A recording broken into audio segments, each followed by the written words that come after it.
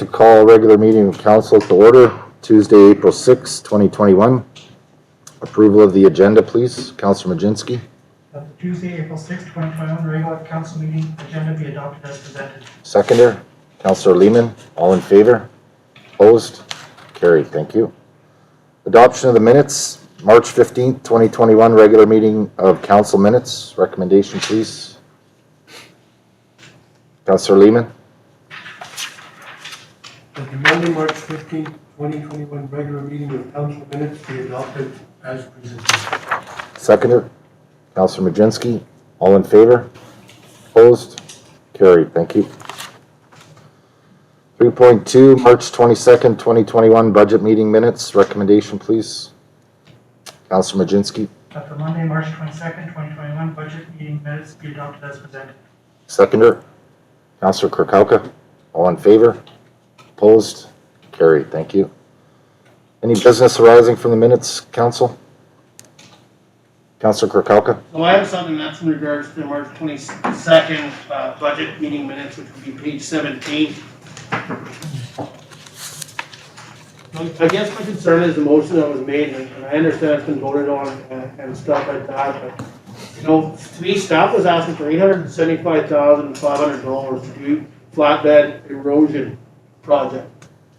And to me, it seemed like, you know, wherever way it was supported, but if that's what staff's recommended, why would we do a Band-Aid fix?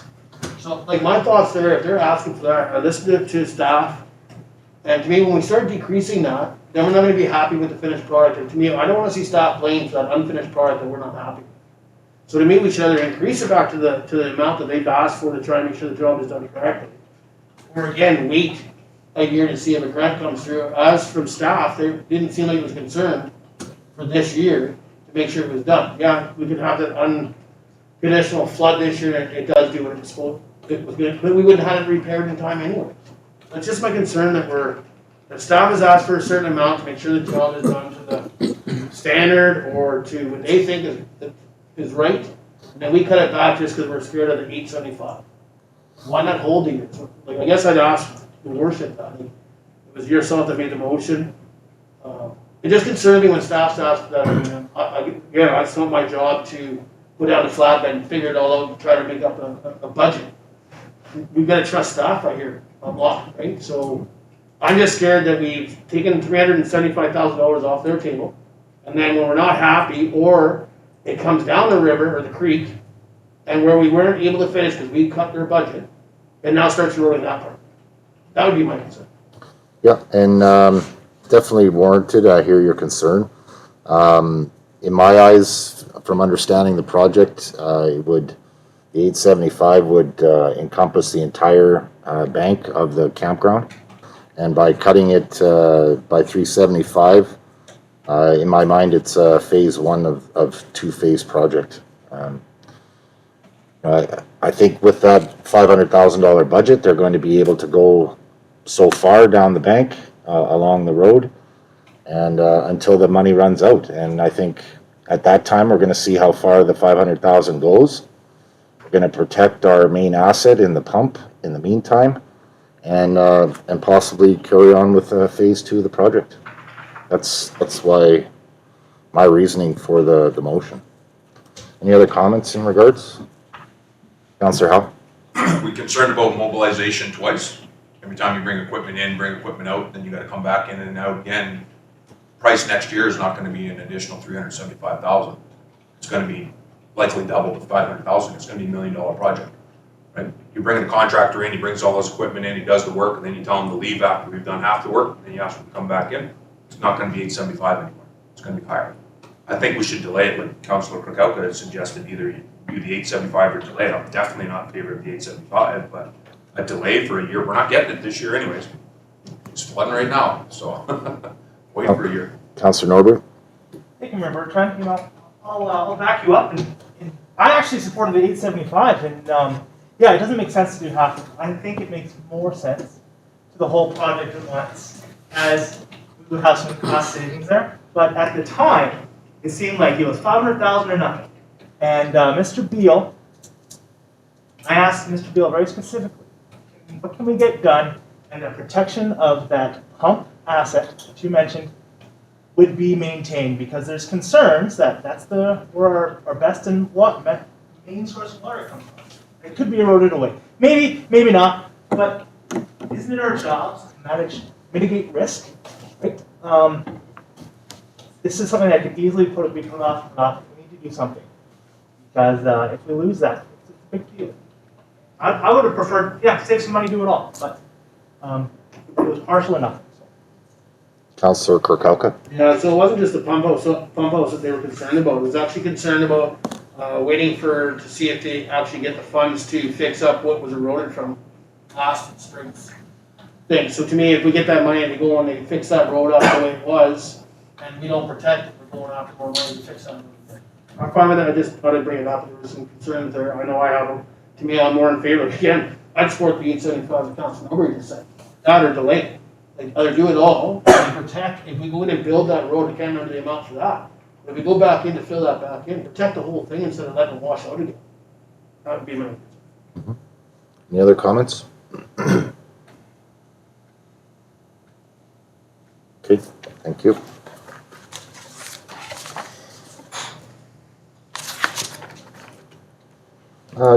Delegations and petitions. We have Tumbler Ridge Public Library, Paula Coutts from Tumbler Ridge Public Library to present supplementary information on the library budget. Welcome. Miss Councillor Norbury. Sorry. It's okay, sometimes they call me Mrs. Norbury, that's my wife. But I need to recuse myself as I have Yes. any interest in the library. Thank you. Thank you.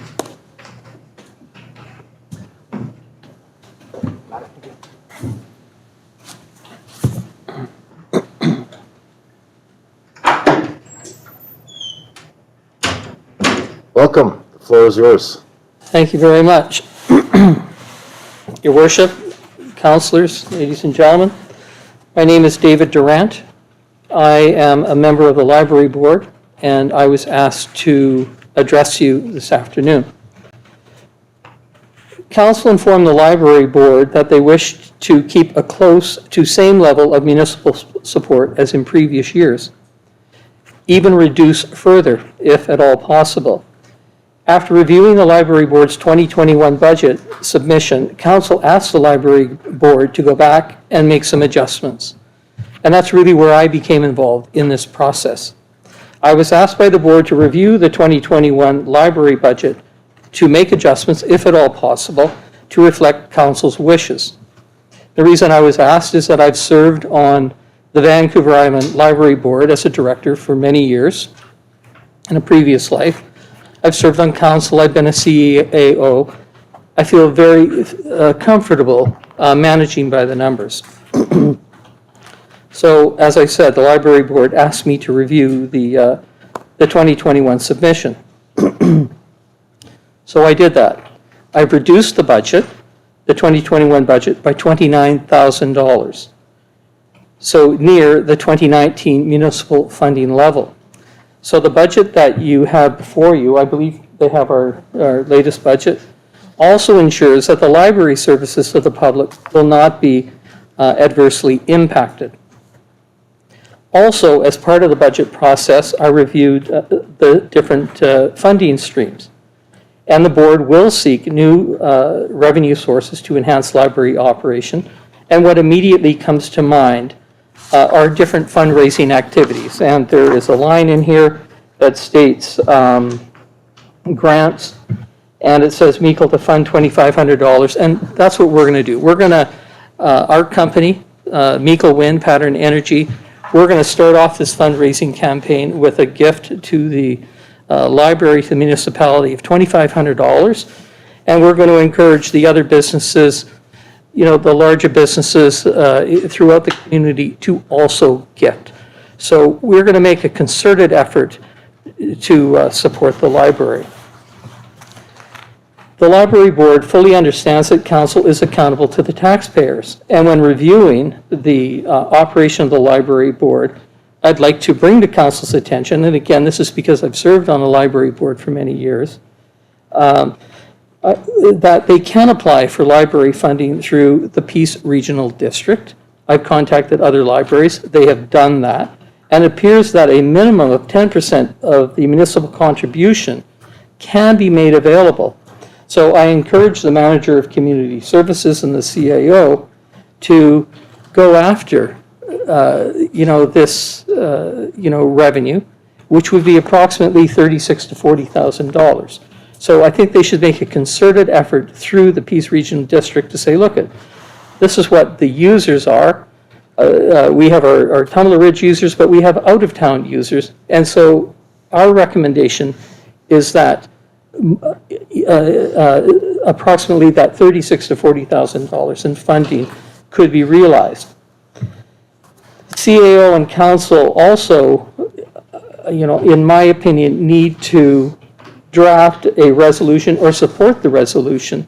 It was a UBCM resolution to basically remove the 2013 freeze on library budgets.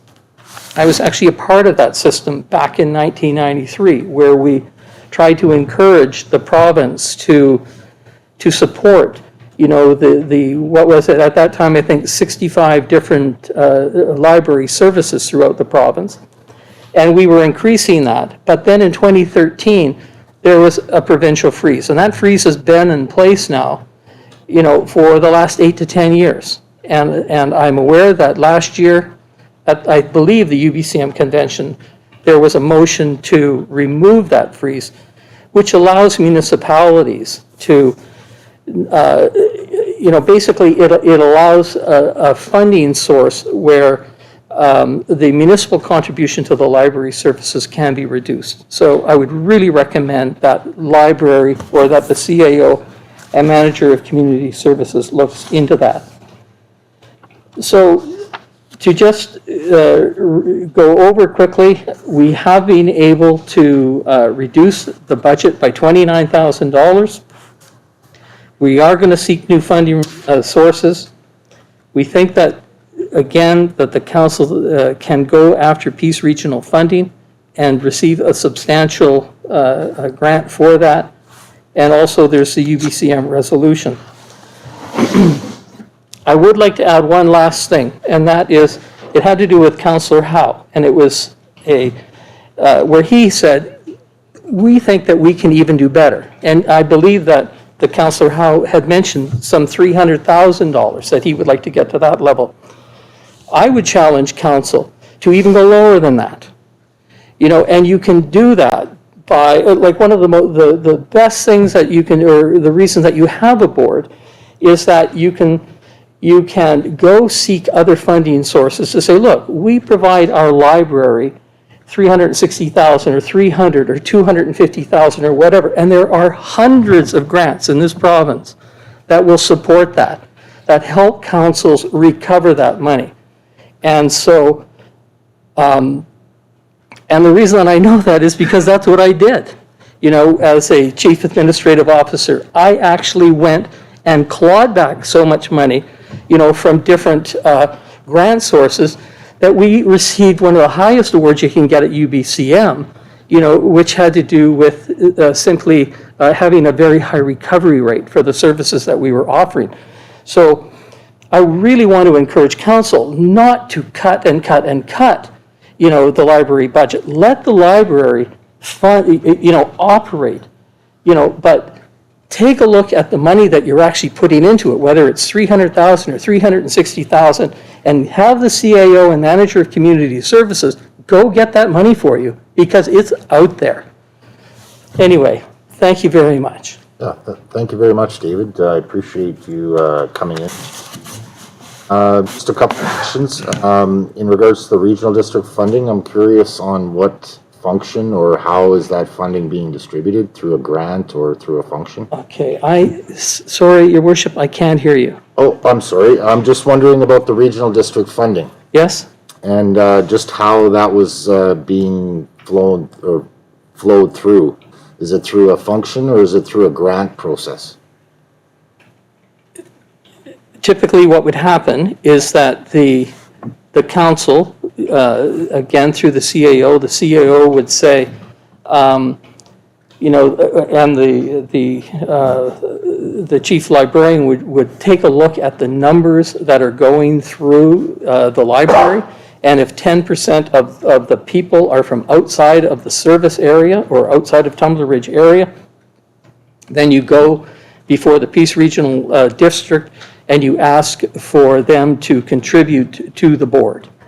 So that has, again, I'm talking about in the good old days, when I used to be there, that's how it was done. And, but I believe that there are a number of communities, sorry, Paula, who are doing that exact thing. So I don't know what that function is. Sorry, Paula? Right now, most of the other libraries in the region receive significant funding from the regional district, and that's because they have rural taxpayers. And whenever I've asked, I've been told that we can't because we don't have rural taxpayers. However, we did check, and we do have about 10% of our borrowers are from out of town because we have an itinerant population. People travel all over, and part of the Library Act does support the BC One card, which provides reciprocal borrowing throughout the province. But I do think that when a place like Chetwynd is getting a significant amount from the regional district, Fort St. John gets more than 100,000 from the regional district. Chetwynd's is higher, I believe, because I believe their rural catchment is bigger. It just doesn't seem right that we're providing a service that does serve some of their residents, and there's no compensation for us for that amount. Sure, and I definitely agree with you, but there needs to be, it's not that easy to just go and I know. present that case and then tell them to give us money. You have to either go through a grant process or through a function, and a lot of the regional libraries in our Peace River region are partly by the regional district. So that's where their funding is funneled to an actual function to provide spend for that. Go ahead, David. Your worship, there may be a function. Most regional districts have a form that can be completed by a not-for-profit organization where they would simply make the case where this is what we want the grant for. You know, we have 10% come from the region. That could be entirely, you know, on the board, the board's responsibility to do that. Certainly. But that money should be, again, realized, you know, and it should be done on behalf of the council. So I would encourage the head librarian and the CAO and manager of community services to work together on that. But I really liked where Councillor Howell was coming from, which is, can we reduce this even further? And I'm saying, yes, you absolutely can, because there are so many grants out there. And I did that. You know, there used to be a grant manual so thick, you know, that, you know, everything from Vancouver Foundation, Victoria Foundation, there were so many organizations who were just looking at being able to help fund different projects throughout the province. I don't know of an organization out there who wouldn't support, you know, the Tumbler Ridge Library and help the taxpayers of Tumbler Ridge. You know, so I would really encourage that good work is done. You know, as opposed to saying, look, the only way that we're going to reduce, you know, our contribution is by reducing what we give to the library. I think that's totally the wrong way to go. I think that there are so many grant sources out there that you might find that you even need to give the library board more money, because you have to show, right, to these different organizations, the different financial statements. But I would really encourage that as a first step to go after, you know, these different grants. Yeah, I appreciate that. Yeah. I just have one other quick question, Mr. Durant. I'm just curious on the budgeting process. You had mentioned at the beginning that you had gotten involved in the budget after the first delegation. Were you not involved in it prior? You want to know what? I was, but not to the degree that I feel that I should have been. You know, I was a library board, but we had 101 things going on up at my work site. So basically, I was doing it off the side of my desk. Sure. Yeah. It was not until Paula came and Trent came to talk to me to say, hey, David, look at, could you please take a look at this budget? And I said, sure. Yep. But I was doing it off the side of my desk, which is not okay as a member of a board. It happens, most definitely. Thank you, sir. That's all for me. Any other questions, Council? Councillor Howell? Yeah, I'd just like to add a couple comments to what you said there, Mr. Durant. First of all, you may have liked the $300,000 ask. You might not like the things I'm about to say now, though. I'm sorry? You may have liked the $300,000 ask that I put forward, but you may not like the thing I'm about to say to you now. Okay. You made mention of we shouldn't cut in the library. I want to make you aware that we've never done that. We've increased and increased and increased and increased and increased the budget for the library. We've never once cut it. Councillor Howell, wrong word on my part. Okay, my bad, and I've been known for doing that. I was talking about other library systems, other libraries who think that, gee, if we, what we want to do is we need to get a control of our spending. So what they do is they reduce, and the next thing you know, they don't have a library function anymore. And that's not what's happened here. When I take a look at the per capita spending here, and I take a look at the per capita spending at other libraries, I say congratulations to the people of the councils of Tumbler Ridge. I think it's pretty remarkable how you've supported the library over the number of past years. Go ahead. So like, with that being said, it's been an increase since, for instance, in salary and wages in 2018, we were $238,000 based on these documents here. 2019, we increased it by $42,000 to $280,000. Now 2021, we've increased it another $47,000. Salaries and wages are $327,000. So in 3 years, we've nearly increased the library's budget by $100,000 for salary and wages, to the detriment of other things in the library's budget, so that we can continue to pay higher salaries and wages. I think $100,000, nearly $100,000 over 3 years is a monumental increase in the budget of the library for salaries and wages. Yes, we've had an increase in minimum wage. I understand that, and that's to be understood to some degree. But to take your budget from $239,000 and get it to $327,000 in just salary and wages, to me, it's cause for concern for this council. That's why it's been brought up.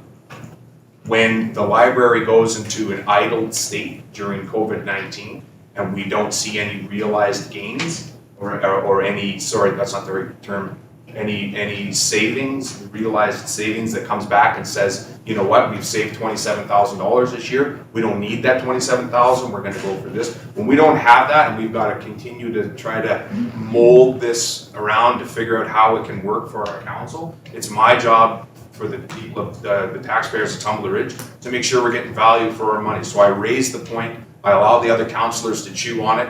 What do you think? Does this make sense to you? To me, at this point, that amount of money for the library doesn't make sense. I don't understand either why the library needs to be open 357 days a year. I don't understand why the library needs to be open 58 hours a week. But that's not my choice. We give you an amount of money, you guys decide how you want to spend it. To me, it's kind of reached that point where I think, man, we need to really think about how much money we put into the library. I've never once said I don't think that the library does a great job. I think they do. I think they reach out and do things that are way beyond the grasp of the library. And it would be fantastic if we could get some revenue for that and get some money back for that. For instance, I saw today on Facebook, somebody says, go to the library and get your faxing done, because they do it for free, but the TRN charges $1 and the dollar store charges $1. So go to the library and do it for free. Charge $1 like everybody else does. We're competing with business in town. And so that's where I come from with trying to at least raise the idea to my fellow councillors. Are you aware of where we are with the library spending? And are you comfortable with that spending? If they are, we move forward. $300,000, by the way, when I put that forward, was just to get debate going. We didn't have anything on the floor, and we had picked 2 higher numbers. We picked a lower one, and then the mayor decided we're not doing any more discussions on this tonight until we get some more information. So no, I just really liked it. Sure. Because to me it was a challenge, and I love those kind of challenges to reduce things and to get them down. But you're absolutely right. I mean, the largest single line item in the budget is certainly staff wages, and which it is in most, whether it's which it is in most departments and and certainly in most not-for-profit organizations. But I'm really happy that we have been able to reduce the budget to the 2019, near 2019 levels. You know, we have talked about a freeze and freezing that, maybe adding the cost of living on there, you know, each year. I see that as an opportunity. And I also see an opportunity to, again, for the head librarian to work with the CAO and manager of community services to identify those grants that are just laying out there that would really help this municipality.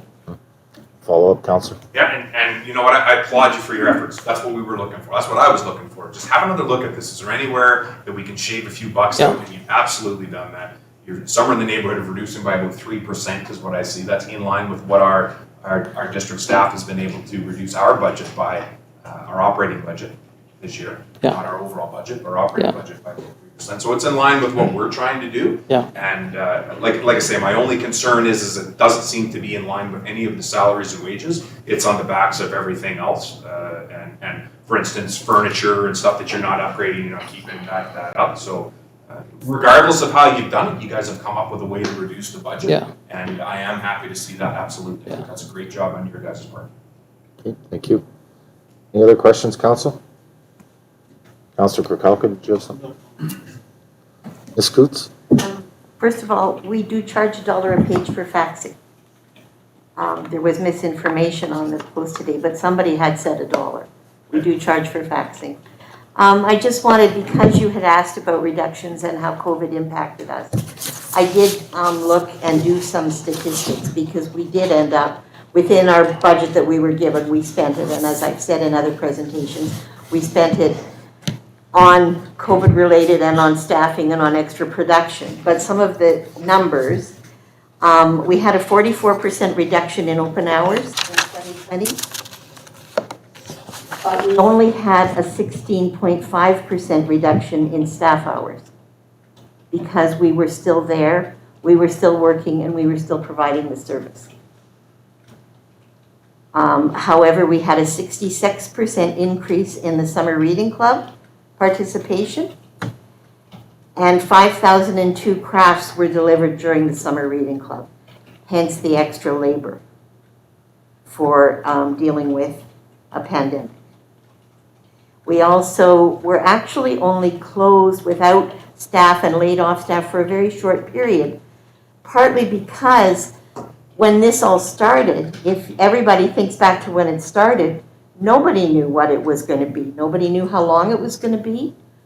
And the direction we were getting was try not to lay people off. Try to keep people working if you can. But work safely, which is why, although I'd love to expand and go back so we're available to more people more often, I'm still, as an employer, we have a responsibility to keep our staff safe. Therefore, I'm not going to increase the number of hours and therefore the number of additional exposure opportunities at this time with all of the new variants that are going around. We're going to just hold the line for a little while. And so remember that when it first started, we were all going, what is this? Is it going to be a month? Is it going to be 2 months?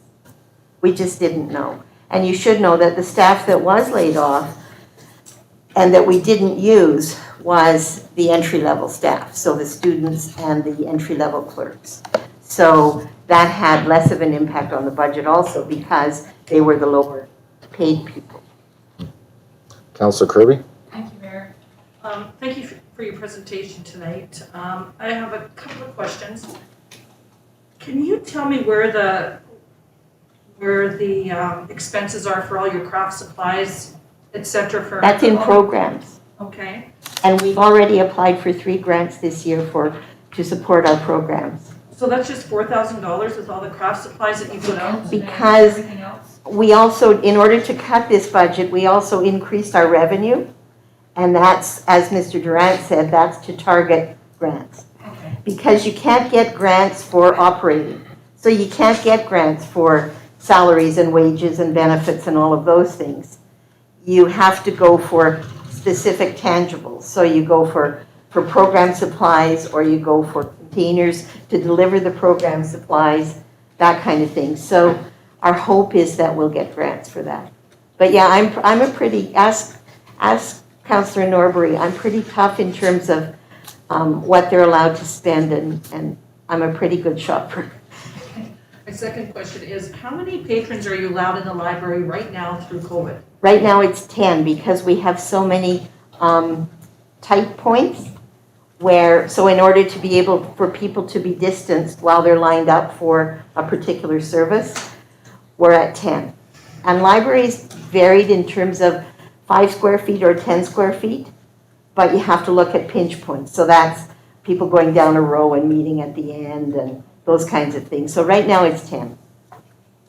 Go ahead, Councillor. So the daycares and the schools, like classrooms, they have to follow that. They're not allowed to come in as a group, or are they using the library at all? Not at this point. No, we right now, one of our staff goes to the child care center. And if the school wanted us to do something at the school, we could do something there. Last question I have is that, I know in the past we've asked the Museum Foundation to align their budget and their year-end financials to be closer to council's year-end financials, because sometimes, you know, we can't see what actually happened in 2020, which was a big, those numbers and all that data would be great to have. And I don't know if that's possible for your board to do. I asked more than 5 years ago for that. I asked when the new accounting system went into place. I asked for templates and all of that and wasn't able to get it. That's when the gentleman was here who was helping the CAO. I can't think of it. Clive, when Clive was here. And then it was too late for us to get a template going this year. But yeah, ideally we'd have the same template. It would certainly make life easier for everybody. Something to keep on our radar. Yep. Suggestion, thank you. Go ahead, Mr. Hood. I'd like to add one more point if I could. And I serve with you on the Mayor's Resiliency Task Force. And I'm aware of a number of different functions in other municipalities that weren't supported by council, that weren't resilient, and have gone by the wayside. And I'd like to say that because of the council support, over the years, this board is resilient. And I'm actually really impressed with how, when the pandemic, hit the community and the response, that what the library did, because they were resilient enough, to be able to adapt, and to still meet the needs of the people of Tumbler Ridge. And I think that is really, really important, for this council and for the community to understand that it was because of council and the support, it was because of the good work that was being done by the library staff and the board, that the library actually survived and has been able to survive during this pandemic. And so I just wanted to conclude on that note if I could. Absolutely. So thank you, Your Worship. It's certainly commendable on not only library's part, but I would say all of our businesses in the community as well. We've been very fortunate during this pandemic, and hopefully it continues for sure. Any other comments or questions, Council? Councillor Howell? So at this point, the total operating capital requested from the DTR for 2021 for the library is $360,392. Yes, sir.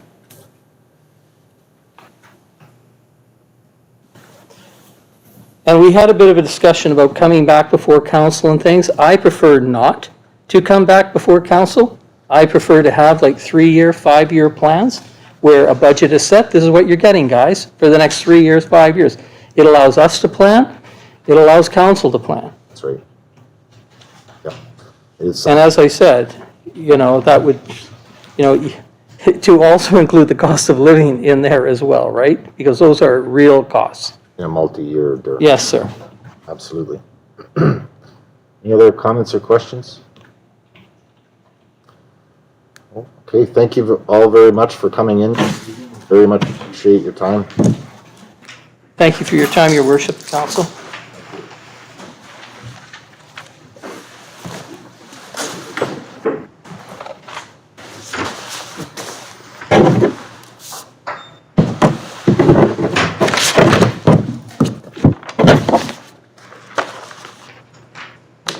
Thank you.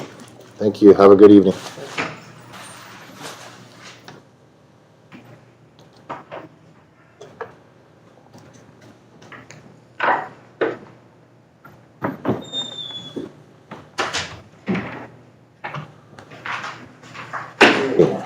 Moving on to consent agenda.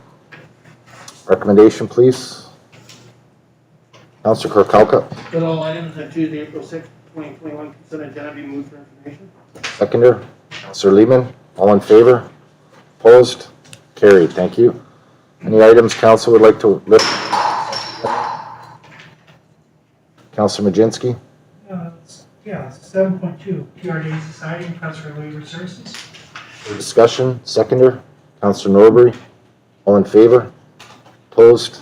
Carried. Thank you. Councillor Majinski. Yeah, I just wanted to bring this up because they're looking to have some machinery and assistance with some fairground upgrades with trees. And I think we should look into helping them with this because I know for having contractors within the district of Tumbler Ridge doing any kind of work, you need $5 million liability, and I don't think that's really realistic when you're planting trees to have that. So, and the district, has the capabilities of planting trees, and they've done it in the past, in the last few years, and seen quite a bit done around town, so this could be something that the summer students can do as well. So I would be in support of trying to help out here if we could. Thank you. Any other comments? Councillor Norbury. Thank you, Mayor Bertrand. I'm also in support of lending some machinery and labor for the TRD Society. Eventually this is our asset, and if they're going to develop it out there, they're trying to purchase trees for them. They're just looking for some in kind. I think we should be supporting them. Okay, thank you. Councillor Kirby. Thank you, Mayor Bertrand. I talked to Ms. Cosgrove this past week, and it is all, if they do get a grant or they get donation of trees, then they will go ahead, but they really can't afford to do it without the help of council. So I'm not sure if we need a recommendation saying that if the grant was successful, and then they did get trees to plant, that they would be planted by the district. And with our equipment and our staff. I'm not sure how long it would take for 30 trees to be planted, and some might be 10-gallon pails, which are 4 5 foot trees. But I think it's a good way to look forward, and the aesthetics of the grounds, I think it's a good thing to go after, and maybe even getting some of those trees in sponsorship. I know the Prairie Crane plants trees in the community, so I think I'd like to put a recommendation on the floor that if the grant is successful, the district of Tumbler Ridge would do the maintenance of the tree planting. I think that's not right. Just Would provide the in-kind services. Trees. Did we capture that, Ms. Thompson? Okay, seconder. Councillor Norbury, thank you. Discussion. Councillor Howe. How's our building holding up out there? Ms. Thompson. Thank you, Mayor Bertrand, through council. I haven't been out there to check on the building myself lately, but I spoke with Ms. Cosgrove a few weeks ago, and they are planning on doing some interior walls that would not be load bearing, and she hasn't said anything about any damage to the building or water leaks or anything. So as far as I'm aware, everything is good at the building. Councillor. So I'm just a little concerned about the in-kind donation that we're going to start doing for the TRD Society. As I was in the building less than a month ago, and there's water pouring through the roof onto the electrical cabinets inside the building. Ms. Cosgrove told me that she sent a letter to the District of Tumbler Ridge. Obviously, that's not the truth. But we're going to have to fix that building, so now we got to plant trees. So at what point are we, how much money are we going to sink back into this place? That's my concern. We don't have all the costs. This thing looks great, don't get me wrong. But now we're gonna, how much money are we putting into this? Right? It's getting away on us. Councillor Norby? Thank you, Mayor Bertrand. I believe that the issue at hand is the trees. We're not talking about the building at this point in time. Money for the trees. So at this point in time, like, we're chasing a red herring here if we're concerned about the building, about the leaks down there. You know, we're talking about the trees here. Still don't support it more. Okay, thank you. Councillor Lehman? Thank you, Mayor. I'm just, so if they're successful in getting the trees, they want the district to go and plant them, but the Tier Day Society, are there any, do they have any people or anyone that can help in planting these trees, or is it, I don't understand, like, if you have a society, you should have, I mean, we should expect some sweat on their part. So if you're gonna plant trees, have somebody there from Tier Day Society helping the district. We'll dig the hole, but somebody there to help them put them in. I just don't see why the district should be footing the whole bill for putting these trees in. I think we need to see some contribution from their end as well. Okay, thank you. Councillor Krokowka, then Majinski. Yeah, thank you, sir. So my comment would be back to staff is the cost, which they probably won't have, but we're talking equipment and we're talking how many people for manpower for the district. But to me, before we just start throwing out anything, it's not that I don't support it, but we should actually have that amount here first. Like, I believe they were just, I mean, I know the budget's not approved, but I think the grant aid was 20,000.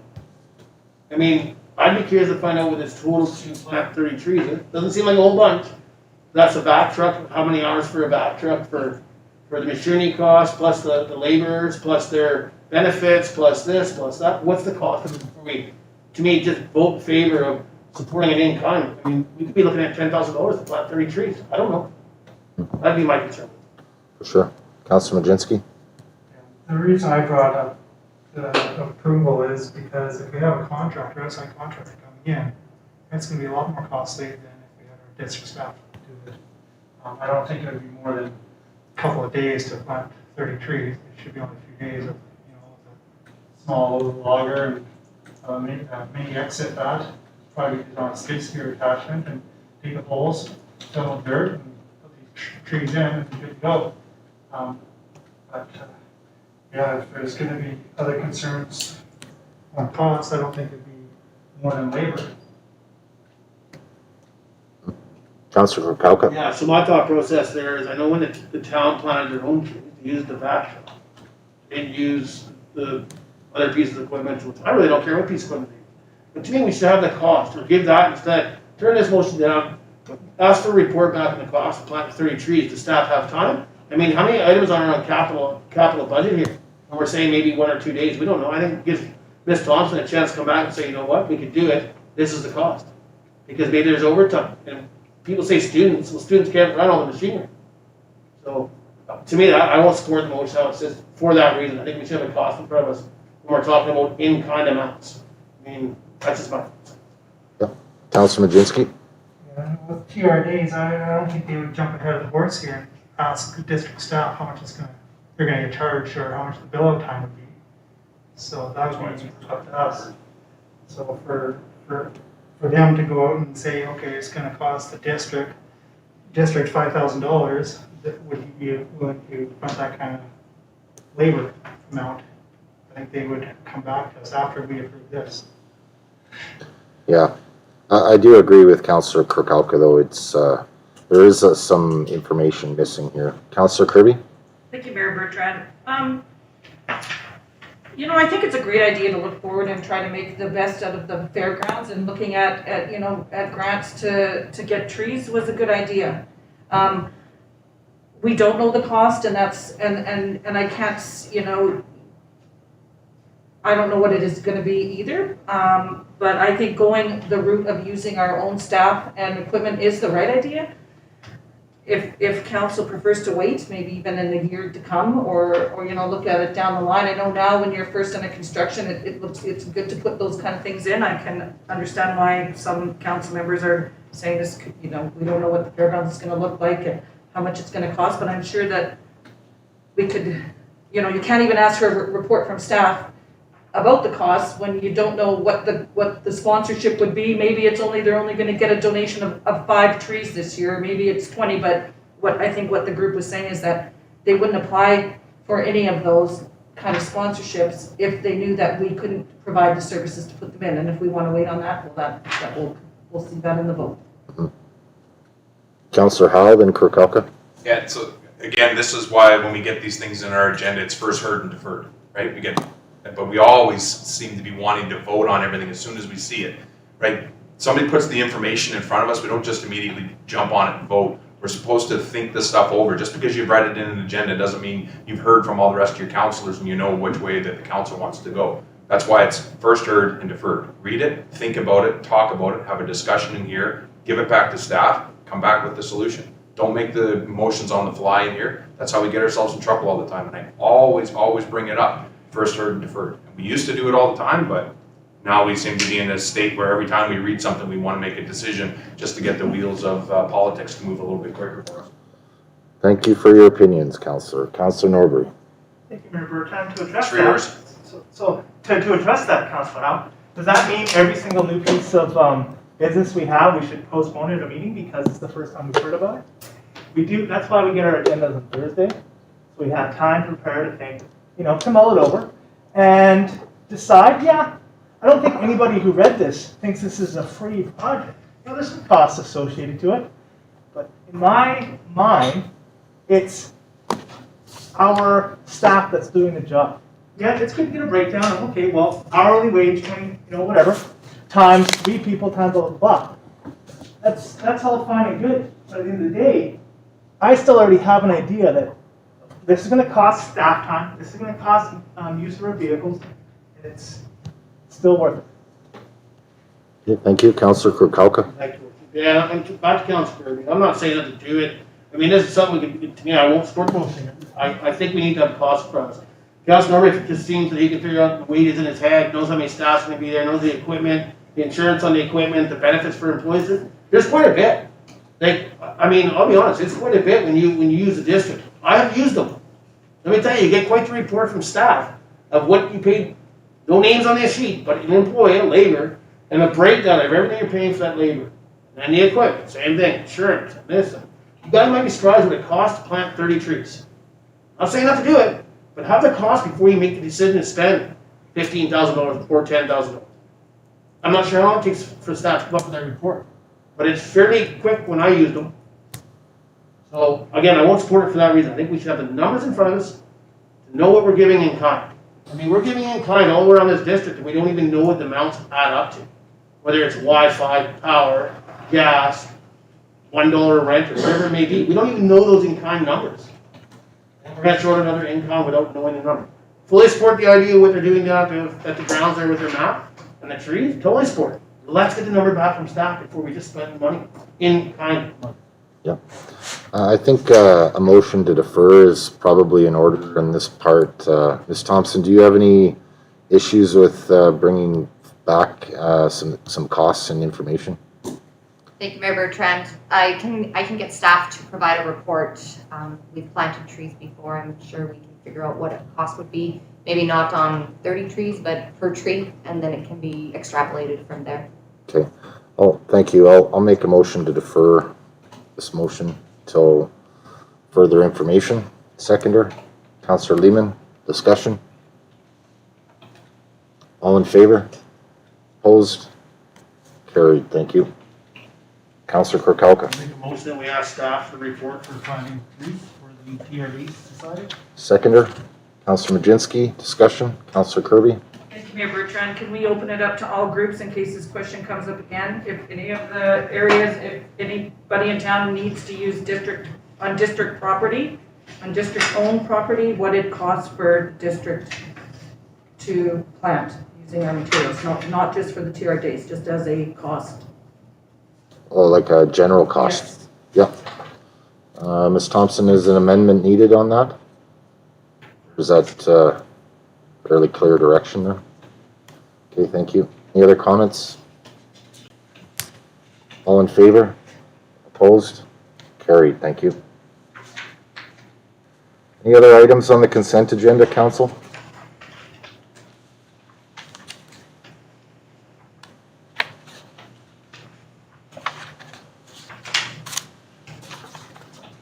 Councilor Kirby?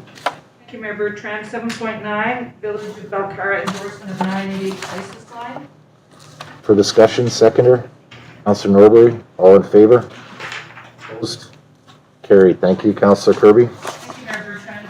We all received an email from our MP Bob Zimmer regarding this, that it went through Parliament now. They're looking for communities to also get on board, and he sent us a draft motion that if this council is in favor of sending, we could send the draft motion adding the 988 crisis line. Thank you. Any other comments, council?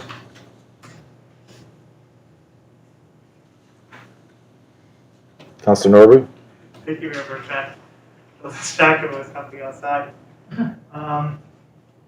Yeah, I also had the email from Mr. Zimmer. I think it's a great thing to get behind. You know, we're in the middle of the opioid pandemic. We're in the middle of trying to find ways to help our citizens, our communities.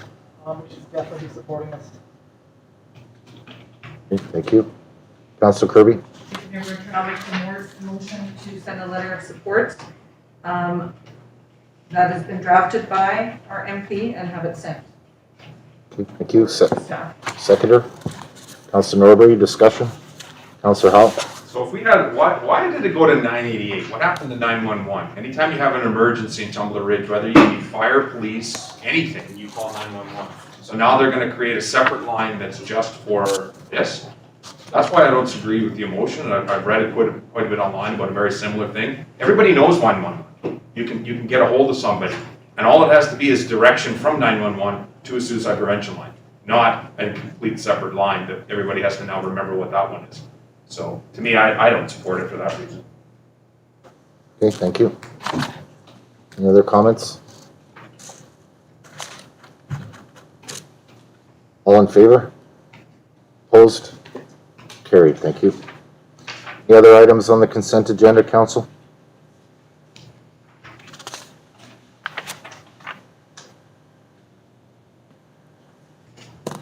Okay, moving on to bylaws. 8.1 Financial Plan Bylaw 700, 2021-2025 Financial Plan. Report dated April 6, 2021 from the Chief Financial Officer requesting first two readings of the Financial Plan Bylaw 700, 2021 to 2025 Financial Plan. Recommendation, please. Councilor Norbury. That council gives first reading of the District of Tumbler Ridge Financial Plan Bylaw number 700, 2021. Seconder. Councilor Majinski, discussion. Councilor Howell. I got a little more information on the background on page 187, where I think it's the fourth paragraph down. At the budget meeting held March 22nd, 2021, council approved a 0% increase in the property collection tax over 2020. Council also approved the use of 2020 recommended tax rate for business collection 06 2021 collection. What does that actually mean? Is that over the 2021 or is that 2019 actuals? Ms. Thompson. Thank you, Mayor Bertrand, through council. So originally the amount that was suggested, one second.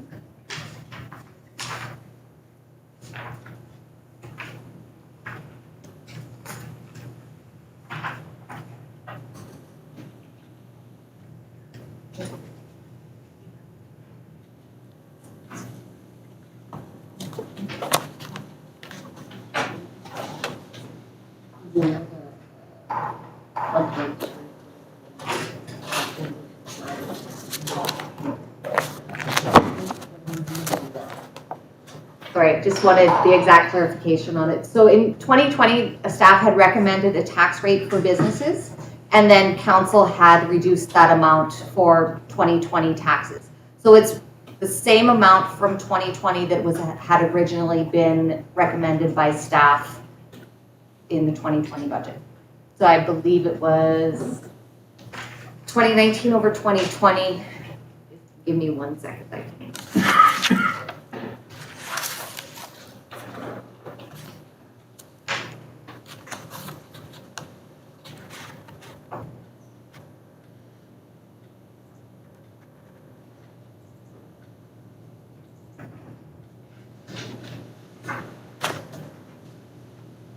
So in 2020, the rate for businesses was recommended at 484,257. So it recommended that same collection for 2020 or 2021 that had been recommended for 2021. That answer your question, Counselor? Yeah, I guess, sorry. Paula? So, to me, the way it reads is that we haven't had any increase in the actual amount of money that we're coming in besides 2020 increased by the amount that we reduced it by in 2020. Correct? For business? Yeah, for the overall tax. Although tax rates have changed, the amount that the District of Tumbler Ridge is collecting is not changing. That's the way I understand it, correct? Okay. So from 2020, the difference was we decreased by the business tax of roughly 500,000. Okay. So the 2021 collection is the same as the 2019 collection amounts, which includes the business tax. Any other comments, questions?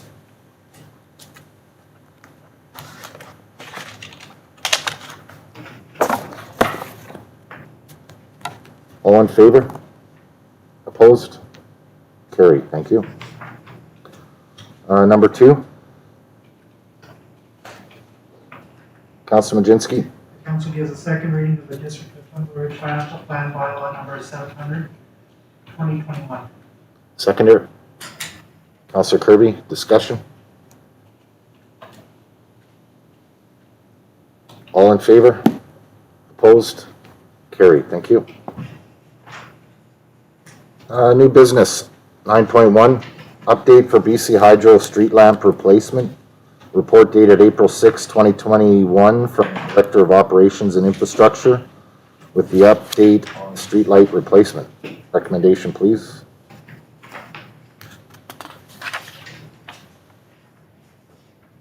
Councilor Hall, Discussion? seconder.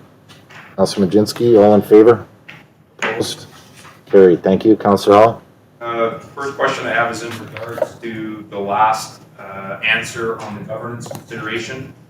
Would BC Hydro allow a second streetlight on the backlit side light pathways, for an example, on Mackenzie and Murray? So is there any way that we can ask for a new agreement that they install a few back-facing streetlights along the new section of trailway that we created to match the existing back-facing streetlights on the existing infrastructure from 1981? Is there any reason why we can't ask BC Hydro? We will pay for them. We will put them up on a pole. Previously, I think BC Hydro, in the discussion of the emails that I've seen, it looks like we're asking them to pay for them. Could we ask to pay for them and see what those costs are to have those lights in, rather than us lighting those trails similar to the way they did in Checkman for $360,000? Is there a way that we can do it and save $1 here? Ms. Thompson. Thank you, Member Trent, through council. We could open up discussions with BC Hydro again. I was the one that spoke with Mr. Gammer, who is our representative, and he said that BC Hydro does not put anything on the backside anymore. I did also speak to him just briefly the one day about, well, what if we would pay for them? And he said they do have a contractor that comes in and does it. I can talk to him a little bit more, but at that time in the discussion with him, he said they used to do it and work with it, and now they don't. So I can open up the discussion again with him and get more detail on it. I think that would be important. I think from the, Councillor Hall is right, from the communication I've seen, it seems like BC Hydro is thinking that they're going to be on the hook for this, and I don't really agree with that either. If we're wanting to light our trailways, it should be on us. So I think that discussion should be opened up again. Councillor Howe? Do we have to put a motion to that effect? Ms. Thompson? Thank you, Member Trent. I feel that I have the gist of council's wishes on it, and I can open it up and bring a report back to council in the next little bit, Okay, thank you. a little bit of time. Thank you. Follow-up, Councillor? Yeah, I have a question as to what staff thinks the heavy industrial park is. On page 96, they refer to the heavy industrial park as lights that BC Hydro has to fix. Has to change out, particularly wooden poles. Wooden poles will be changing out, heavy industrial park.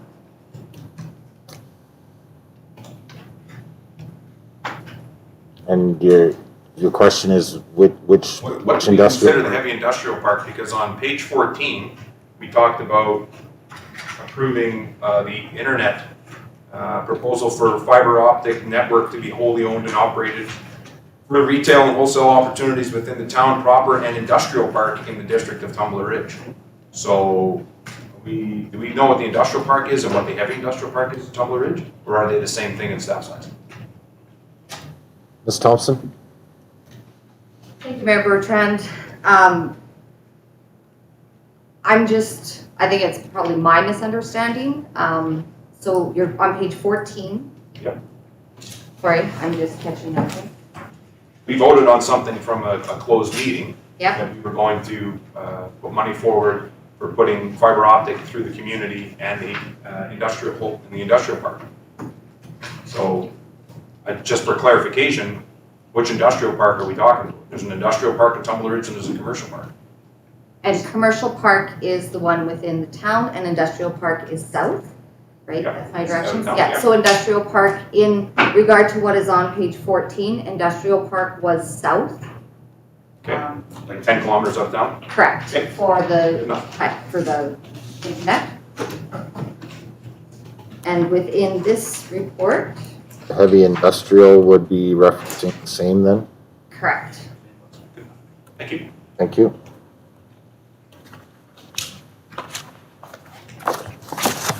Any other comments, questions?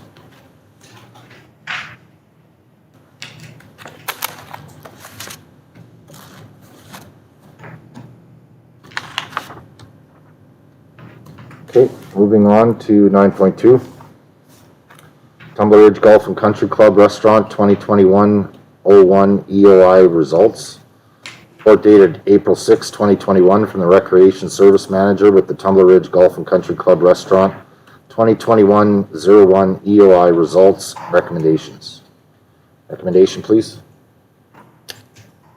Councillor Majinski. The council received this report for information. Before I get a seconder, is there anyone that wanted to discuss? Okay, so I will ask for a seconder on the information. No seconder. I'll make a motion to discuss. Seconder, Councillor Howe, all in favor? Opposed? Carried, thank you. Mr. Norbury? Thank you, Mayor Bertrand. Thank you for staff for the update on not receiving success. Anyone interested in running a golf course? I do like to see that they have plans to try and operate the beverage cart, as that is something that golfers like to have down there. I personally like to see us throw it out there one more time. Sometimes people don't see it, doesn't hurt. If we don't get another bid, that's fine. I agree, it is worth another shot. It is going to be very difficult atmosphere, and I definitely understand that with the new restrictions. But Councillor Howe? So I had a similar idea, a little bit different. Just wondering if there's any flavor around council to throw this out to possibly existing restaurants to come in with an idea for a request for proposal for 2021. So existing restaurants could come in and say, you know what, we will run the sandwich cart and we'll provide burgers and hot dogs tonight, and we'll do pizza and sandwiches the next night, and some type of proposal through those existing businesses that are in town to give them all an opportunity to increase their revenue, rather than bring somebody else in who's going to compete against them. This gives them an opportunity to utilize the district asset to make more money and support business. But it would come down to them coming into us with a proposal, not us going to them and telling them how to do it. You tell us what you can do, and how can the district make $1 or $2 off of what you're doing as well. RFP process, yeah, that's a good idea. Any other comments, questions? Councillor Kirby? Mayor Bertrand, I know the food truck was down there a couple of times last year when it was either ladies' nights, men's nights, or if there was a social distance tournament going on, just providing something. So if we had food trucks that were licensed and they could get a permit, you know, that could be something to look at as well. I know it went over, but yeah, I like the idea of supporting local, and I mean, all you really need is some sandwiches and takeout chips and with the beverage cart going, so. Good idea. Thank you. Councillor Lehman? Thank you, Mayor. I was kind of wondering about, this society used to run the golf course, and I was wondering if that would maybe be an idea. I don't know, maybe the ladies auxiliary or somebody running. It doesn't need to be a full-service restaurant. All you need is burgers and sandwiches, and for people to be able to get something to eat and something to drink. And that was a big concern last year, because we had a lot of out-of-towners come in, and they had nowhere to go. And it was kind of disappointing, because it would keep those people coming back. So I think maybe going to other restaurants like Council House might be another alternative, because you don't need to run the restaurant as a full service restaurant like it was before, because you're going to have restrictions.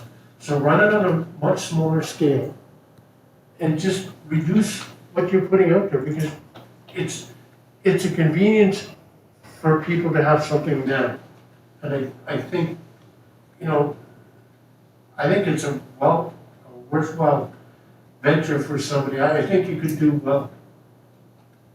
Okay, thank you. Councillor Kirkowka? Yeah, so maybe we should just follow what Councilor Brady said, just ask staff to put it back up.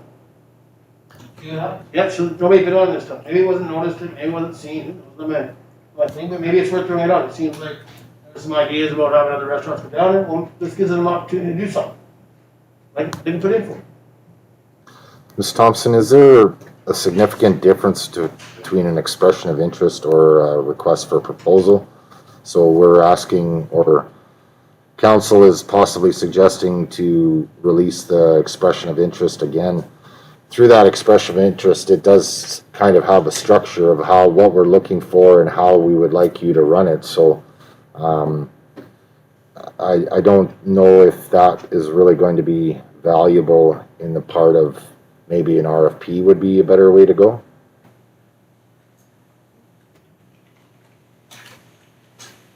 Thank you, Mayor Bertrand. So I think that changing it to an RFP and just a little bit of our wording in it would probably be a better, instead of an expression of interest, do it as a request for proposal, and then that opens up to additional options besides just the expression of interest. Okay, thank you. Councillor Kirby? Thank you, Mayor Bertrand.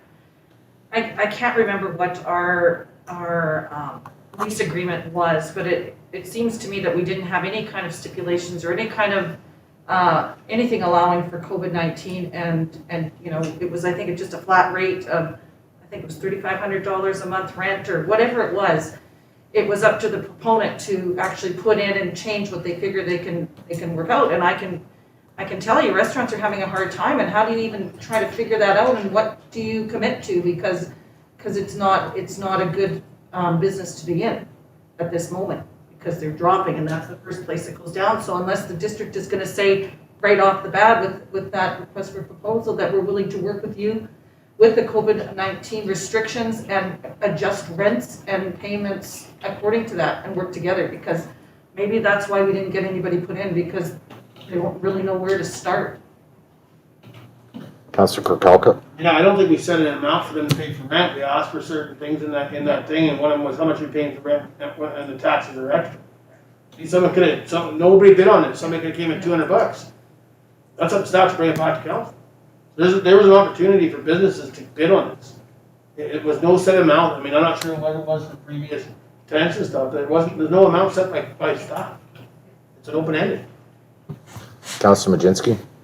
Thank you, Member. Sorry for bringing this up for information, because I didn't think there'd be this much discussion on this at all, because it was an EOI and it's like it was dropped, so what was more to bring up? So I commend you guys, everybody here, gals, for the discussion, because putting such an RFP, I think is a great idea, because then it gives all these businesses in town a chance, but maybe to have in the RFP, like, they would designate certain days, because there's obviously men's night, ladies' night, and the weekends are the busy days. So everybody should be on an equal playing field and say you can have your choice of days, or they alternate, or whatever, so have that kind of stipulated in the RFP, so that not one establishment has the ladies' nights and Thursdays, or Thursdays and Tuesdays and Saturdays, right? So it's a fair playing field for everybody, unless they bring something to the table different or whatever, right? So, but instead of an EOI, this is 100%, I think, a really great option for us. So I'm really impressed. Agree. Councilor Norbury, then Kirby, then Howe? Thank you, Mayor Bertrand. I mean, we could get creative, I think, at this point in time. You could give us an amount they would pay us. They could potentially, I think they should potentially give us an option of percentage of profit, right? Remove the risk of, well, there's always going to be risk if you're buying food and operating a business, right? But rather than make them commit to rent or paying taxes on the area down there, let's try and get some revenue any way that we can down there, and an opportunity for someone else to make some money at it as well. So I think we should be, yeah, I'll make a motion for that the DTR to release a request for proposal for food and beverage operations at the TR golf course. For 2021 season. Seconder, Councilor Majinski. Discussion, I have Councilor Kirby, then Howe, then Kurkauka. Councilor Kirby? Mayor Bertrand, I'm just wondering if we need to be more specific. I guess people can think out of the box, whether it could be catering a tournament, or if it's just providing sandwiches and snacks for the carts and for the cooler to, however we want to run it. Because last year, during COVID, we had the busiest, our golf course was really busy, and it was great that the food truck came down there a couple of times, or you could get out and, with what the district was doing with providing the beverage cart going out, that was great too. So, if things lift up, there is potential for someone to, make some money down there, so. Councilor Howe? So to me, I would say just leave the RFP open. Don't put in stipulations on it. Don't tell them what we want. Let them come in as an entrepreneur with their creative business idea and throw it at us. And if they want to run the restaurant, great. If they don't want to run the restaurant, they want the exclusive rights to sell food on the golf course and run a beer cart or a beverage cart or whatever we want around, that's up to them. But let them come in with the proposals. They're trying to win this council over. And if they come in and however they want to pose, maybe they're not going to give us $1, maybe they're going to give us a cut of profits. Who cares? It's not up to us. Just put it out for an RFP, see what we get. We're also in the 11th hour here, right? We're running out of time to do this. So we can't put a whole bunch of stipulations and a whole bunch of staff time onto it. Throw it out there. If we get something, great. If we don't, we've got our backup plan that our staff is going to sell drinks and bags of chips and whatever else from downstairs that they can come up with. So to me, don't put any stipulations on it. It just stifles a creative process. Okay, thank you. Councilor Kurkauka? Yeah, thank you, Richard. Yeah, I was going to say somewhat the same as Councilor Howler.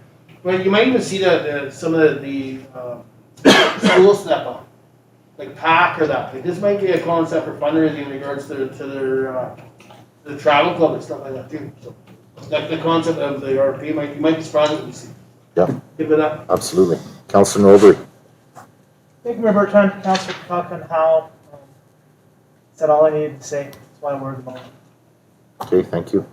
Councilor Majinski? Thank you, Mayor Bertrand. Just to clarify with the motion on the floor, does that include the beverage cart, or is that going to be separate with how previous motion was with the district running that? Because the district has the liquor license, so they'd have to abide by that. That's right. Yeah, it would, the motion read for food and beverage service at the golf course, so that would include. The liquor, because beverages. Absolutely. Any other comments, questions? All in favor? Opposed? Carried, thank you. 9.3, Councillor Norbury. Thank you, Mayor Bertrand. Before we get into the recommendation and discussion of the criminal record search policy, which I'll be excusing myself from, I think this, as community forest liaison, I do need to bring up some comments about the criminal record checks. That I have been unable to find an opportunity to discuss because I don't want to put myself in conflict, as I believe this issue is so closely tied with something that I'm in conflict with. But before we get into the conversation about the policy, I would like to make a couple of comments about criminal record check. So, as it currently stands, we have given information that we have received lawyers' legal opinion on criminal record check. That's pretty much it. There has been, I think, a real lack of transparency in this process, which has created a lot of uncertainty and hesitancy on behalf of the community forest. Closed, Pardon me? closed information. No. Well, I'm Okay, pretty close. Thank you, Councilor. I'm Go ahead, I'm Councillor. prepared to not. I'm definitely not willing to comment on closed. So continuing, but because of that, like there's so much enclosed that there's information that's just not out there. And there's a lot of hesitancy from directors, and there's questions. And I think something that needs to be recognized that when the AGM happened and these directors put things forward, there was no stipulation of a criminal record. There was, would you like to serve on the board of directors of the community forest as it stands? I thought there was, in the community forest, there is a consent form. Go ahead. Thank you, Member Bertrand. So that's actually, it is a disclosure of information due to the Corporations Act that you do need to disclose that you have not been declared bankruptcy, had any, I can't remember the exact wording, but like there's a check and balance there, right? But anyways, this is sort of like a switcheroo, when people agreed to do this job for us, they didn't know the stipulation was there. It might have been, right? Like there was a discussion, but it was never there. And now at this time, there's a lot of confusion in directors' roles and responsibilities, and we're making decisions that we can be held liable for.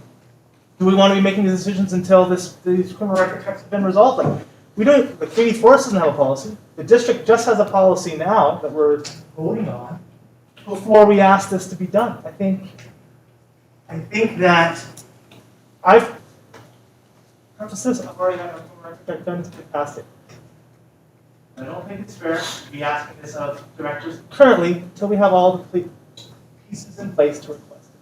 I think for the community forest, we should be requesting this as a requirement of 2021 directors as a result of 2021 AGM. Not. Okay, thank you. Okay, did you want to excuse, please? Councillor? Thank you. I will excuse myself from the policy discussion as work at the library and have a monetary. Okay, thank you.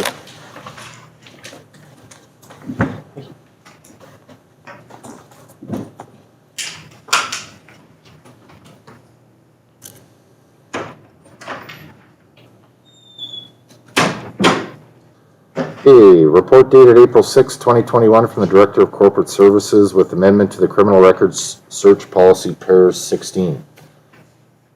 Recommendation, please. Councillor Howe? I just have a statement. I'm concerned that we're gonna discuss stuff in here that comes from a closed meeting. That as we start these discussions, there was stuff that was discussed in a closed meeting that has not been released yet, that during these discussions, we may inadvertently bring forward and then have gone against what we were supposed to do in closed meetings. We're not allowed to discuss anything from a closed meeting. So to me, I think that this should be discussed in closed to provide security for the members of this council, so that if anybody inadvertently says something that was supposed to be only discussed in closed, it doesn't come out in this portion of the meeting. Okay. Councillor Majinski? The only concern is if we brought up somebody's name, correct? I'm not sure. Councillor Howell? I am under the impression that anything that is discussed in closed cannot be revealed until we have a rise and report from a council, in a council meeting. We have not risen and reported on certain things that will be discussed. I will be discussing some things in this that I know have not been released from closed. So I'm concerned about saying the wrong thing and putting myself in trouble, because I respect the fact that we don't bring anything out of closed. It is closed information for a reason. And there are lots of more things than just people's names. There are laws, there are a slew of reasons why we shouldn't bring this out. Okay. We can easily discuss this in a closed portion this evening. If we're wrong, if nothing gets said, we rise and report what we said and we move out of it. But we just shouldn't put ourselves in that situation where we've got to pick and choose our words too carefully, so that we don't say something that we inadvertently didn't mean to say. Okay, so motion to move to closed. Councillor Howell? Yeah, I'll put that motion on the floor. Seconder? Councillor Majinski, discussion? Councillor Kirby? Thank you, Mayor Bertrand. I'm just wondering, I was gonna move the recommendation and adopt, the criminal record search, policy Pier 16 as amended. So I'm not sure if any other councilors were just willing to vote it through tonight, but I'm just saying I was. Okay, thank you. Councillor Kirkowka? Definitely not willing to put it through without some debate. Well, I'm just saying I was good with it after talking with the CAO. My opinion was that I was good with the report. That's just what I'm putting forward. Yep, okay. Thank you. Councillor Howell? So I would say respectfully, Councillor Kirby, I have some things in here that I'd like to bring forward for you to at least think about, and perhaps that won't change your mind at all, but I just wish you'd give me the opportunity in close to discuss the few things that I have in here. If it doesn't change your mind, we vote on it tonight, we're good. We rise and report. It's just done and closed to start with. Okay. Other comments, questions? And this, okay. All in favor? Opposed?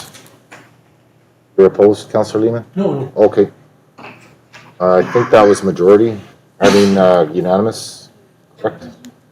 Okay, passed, thank you.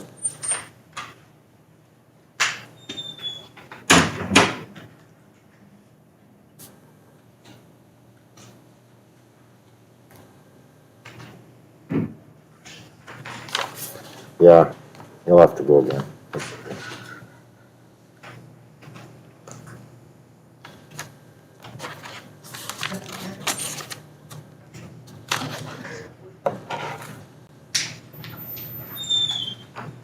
Quick listen to the door, though.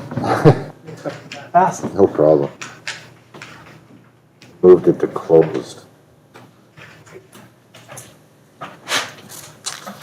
All right, 9.4, library. Councillor Norbury?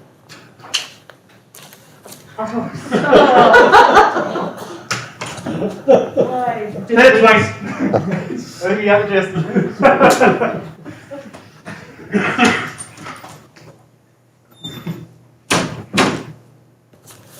Thank you, Gord, I appreciate that. 9.4, Tumbler Ridge Public Library. Report dated April 6, 2021, with information on the Tumbler Ridge Public Library use and funding levels. Recommendation, please. Councillor Lehman, the council receives report for discussion. seconder. Councillor Howell, all in favor? Opposed? Carried, thank you. Councillor Lehman. Thank you, Mayor. At this time, I don't feel comfortable with what the amount of 389,557. I think with what Mr. Duran said and what they plan on doing over the next year, trying to save some money, I think we should also lower the budget. Thank you. So yeah, just for information, the number 2 on the recommendation of 389,557, that has been amended to 360,392 to the current budget. So everyone's aware. This current budget came in after the printing of the report, I believe. Any other comments, questions?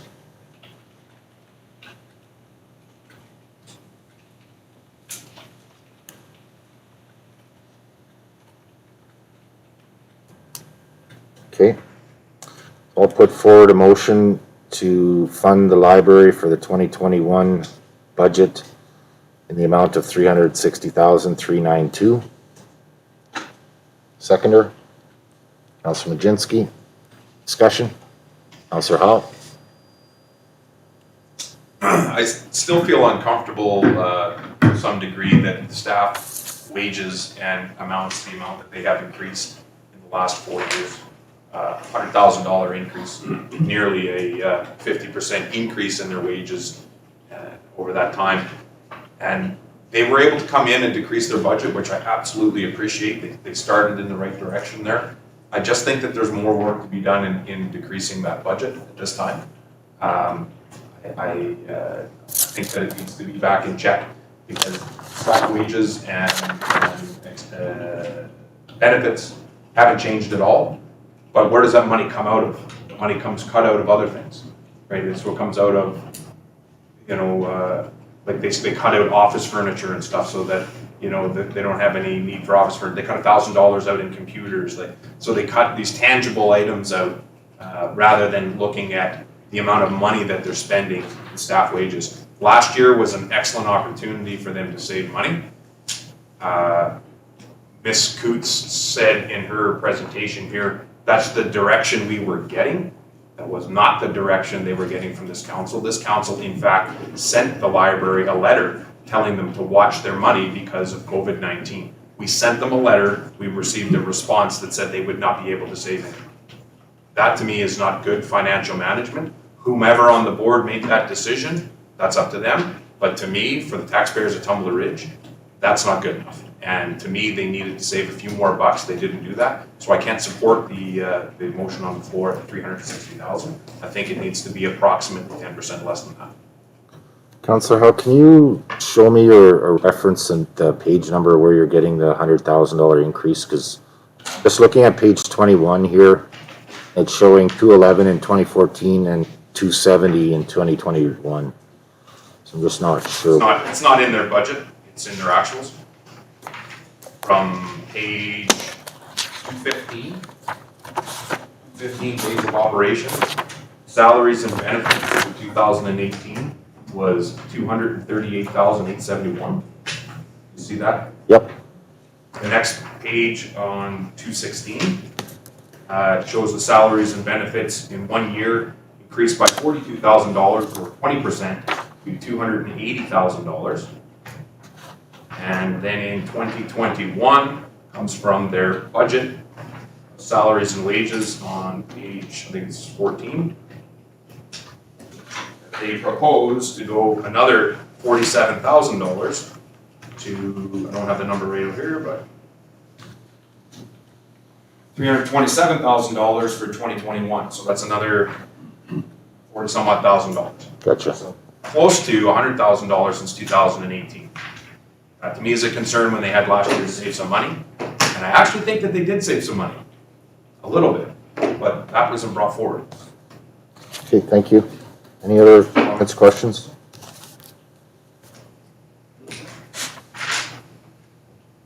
Councilor Kirby? Thank you, Mayor Bertrand. I'd just like to acknowledge the two residents, Ashley and Muriel, for putting in their letters. It's nice to see that, they're behind the library and showing support. I think as a district, our funding level is the services that they're providing, and they're not just a borrowing library, they put out a lot of programming. So I guess, are we looking at cutting their budgets and cutting the services they provide, and then are we going to do that through the community center? Like, that's what I'm trying to weigh out what they're giving to the public. I haven't heard any public come to me as a counselor and say, you guys are spending too much on the library. So the information I'm getting feedback from is that, it's hard to make a choice, because I think it is. If you look at every other library, we are giving them a big budget. So, I don't have any negative things coming from our taxpayers saying that. It kind of leaves you in this dilemma. Yeah. But it doesn't say, and this is something else, is that we give like a line item.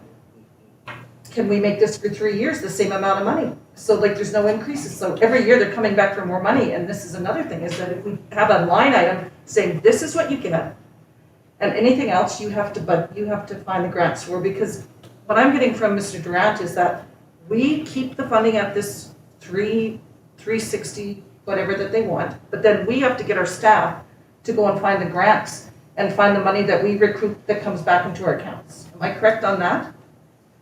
As far as I understood. Until we can actually prove that there are grants out there, do we stick with what we got? Mhm. And I really do think that we got to look at this way earlier in the year and get their financials on line with ours. Yeah, I agree with that. Councillor Majinski, then Kirkowka. Just to follow up Councillor Kirby's comment about looking for grants. Seems like we're a little too late on the ball on that one for sure. And I don't think that should be up to the district staff to do that. I think that should be up to the board. Right? No. So if that's the case, that should be ongoing and continuously ongoing throughout the year, and it shouldn't start and stop during budget discussions. And that's where I have a concern, is where you could have this continuously going on, and yeah, we will fund the wages at a certain amount, but if you want to do extra programs, find the grants for it. That's where I stand on this. To be perfectly honest, so. Yeah, I think it's two different scopes, though. The board would be looking for specific grants for, like you say, programming. Whereas I think Mr. Durant was suggesting that the district needs to look for funding opportunities for us to decrease our cost going into the library. The regional district, I think there's some challenges there, given the fact that most of the regional libraries are partly owned by the regional district. The regional district does not partly own our library, so therefore it does not fund it. And that is the reason why it funds those other libraries, is because it partly owns it, along with an area director. So it would be a challenge on the regional district side of things, but there's possibility that there are grants available for us. But as Ms. Coutts and Mr. Durant did mention, it's very difficult to get grants for operational funding. And that is exactly what the regional district is trying to move away from as well. So there may be available out there, but for operational, it's very limited, I think. Follow up, Councillor? Yeah, so if it's operational, what would the dollar amount of staff in the library take to run just the library, not including programs? That's a big question. I haven't seen an answer for that ever before, and what's been asked. So what does it take to keep the doors open, to issue books, and clean the computers and stuff like that? So that's kind of where our money should be going towards, is the labor to keep that place open, and any extra programming should be from grants. Yep. Councillor Kirkowka? Yeah, so just a couple of opinions, I guess, and I won't support a motion on the floor. Again, grant writer, we just, this budget's not approved, but we put money towards a grant writer. I don't think our staff should be involved in it. They can reach out to the grant writer. The rates for not-for-profit, to me, there's grants out there for whatever it may be, programming or whatever, but then that comes down to the board. We're not funding library or we're the head library, we're funding a board. We're giving money to a board to make a decision. Councilor made some comments, oh, do we cut programming and stuff like that? Well, I don't know if they have to. Maybe they cut hours of operation. Instead of being open at 11 in the morning, they don't open until 2 o'clock when school's up. That's when all the programs seem to start. I know they have some other little programs they do during the day. I've been involved in them and stuff like that, at boards I've sat. But I think that's what the board's gonna look at. If the amount comes down, it doesn't mean you just start cutting everything. There's other ways of doing it. You can cut down your amount of days you're open, the amount of hours you're open a day.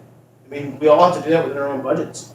But when you see an increase, and Councillor Howe had picked up on it, it is just shy of 100 grand. And I get minimum wage is going up. Just because minimum wage goes up, I mean, again, that's a board's decision. Doesn't mean everybody's wage has to go up by the 85 cents or the 95 cents or whatever it is. That's a decision that has to be made. So I won't support the motion. Okay, thank you. Councillor Lehman? Thank you, Mayor. I've heard that we spend a lot of money on the library from different people. And I realize they provide a lot of services that people appreciate. But for that kind of money, you better be able to deliver. So it's just, it's like been mentioned before, you want the best bang for your buck. And I think you just have to make better use of the money that they're given. And if, you know, if you have to apply for grants to like Councilman Majinski said, to provide some of this program, then maybe so be it, but at least make an effort to see if you can get some of that money. You know, just, oh no, we can't get it. A defeatist attitude is no way to go into this. At least give it a shot. Councillor Majinski? Yeah, and with the library and what they get, and the money they do receive from the district, they are far better than any other library in the region for what they do as a deliverable. So yeah, and it goes to show because we do give them a lot of money to do it. So we're not expecting them to cut down on programs and everything else because that's not the majority of the budget. It's staff wages. So we have to look at doing the same things, but at altered hours of operation is what I'm kind of gathering here. And if Councillor Howe wants to reduce the budget by approximately 10%, would that equate to $327,900? Is that what you're looking at? Councillor Howe? It's awful close to the number I had, yeah, I had 328,300. So I'm talking 10% of the salaries and benefits is the percent I was looking to take off of Mr. Durant's 360,000. So that's where I can at 328. So 300. Thank you.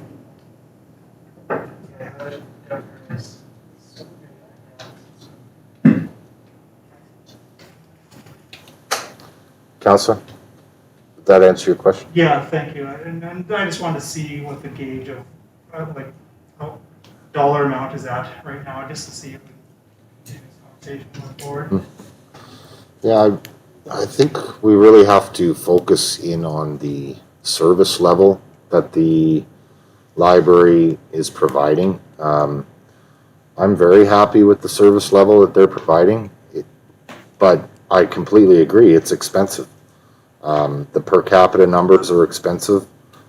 But I don't want to see the services decrease. I do want to see some exploration of possible other revenue, for example, charging for some of the extra services that I think are chargeable.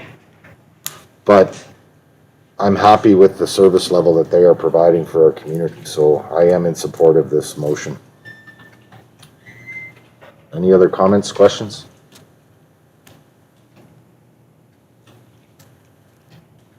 Okay, all in favor? Opposed? Defeated, thank you. Any other motions? Councillor Howe? Put a motion on the floor to fund the library in the amount of $330,000. Seconder? Councillor Kirkowka, discussion?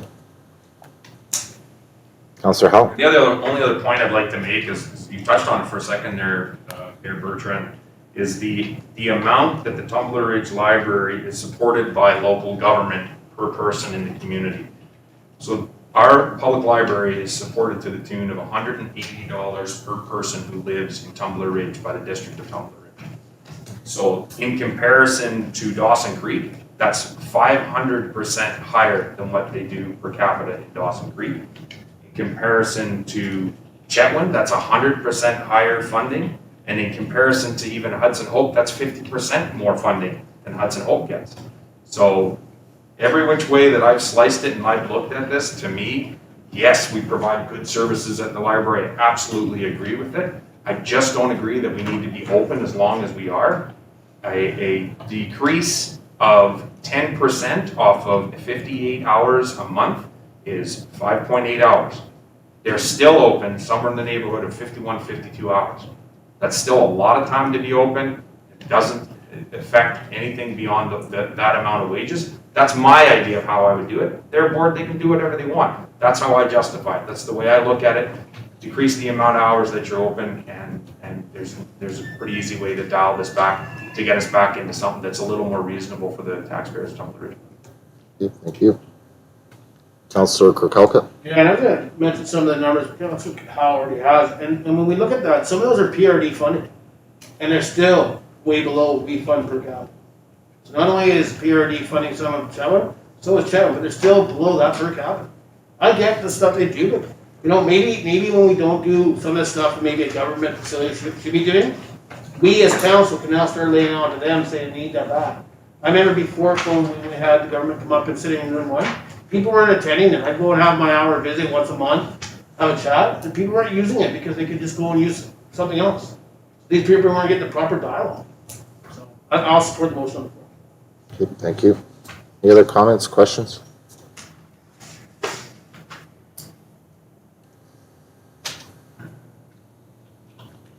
Councillor Kirby. Thank you, Mayor Bertrand. I will vote against this recommendation. I was impressed with the library board coming back and decreasing by 30,000 this year. I think, personally, we need to kind of dig deeper into the library for next year. This year, you know, I'm happy with the programming, with the funding. I think it's marketable. We always say that why, you know, Tumbler Ridge is unique. Well, maybe we do have give our library a big budget, but they put out exactly what is missing in the community for families. So I will. Okay, thank you. Any other comments? Councilor Majinski. Thank you, Mayor Bertrand. Mr. Durant did say he would be open for the an option of doing it for a 3 to 5 year term. I don't know if tonight would be a big meeting to discuss something like that going forward and setting a rate for a 3-year term. But, might be something worth looking into, and if we come up with a reasonable amount, I guess.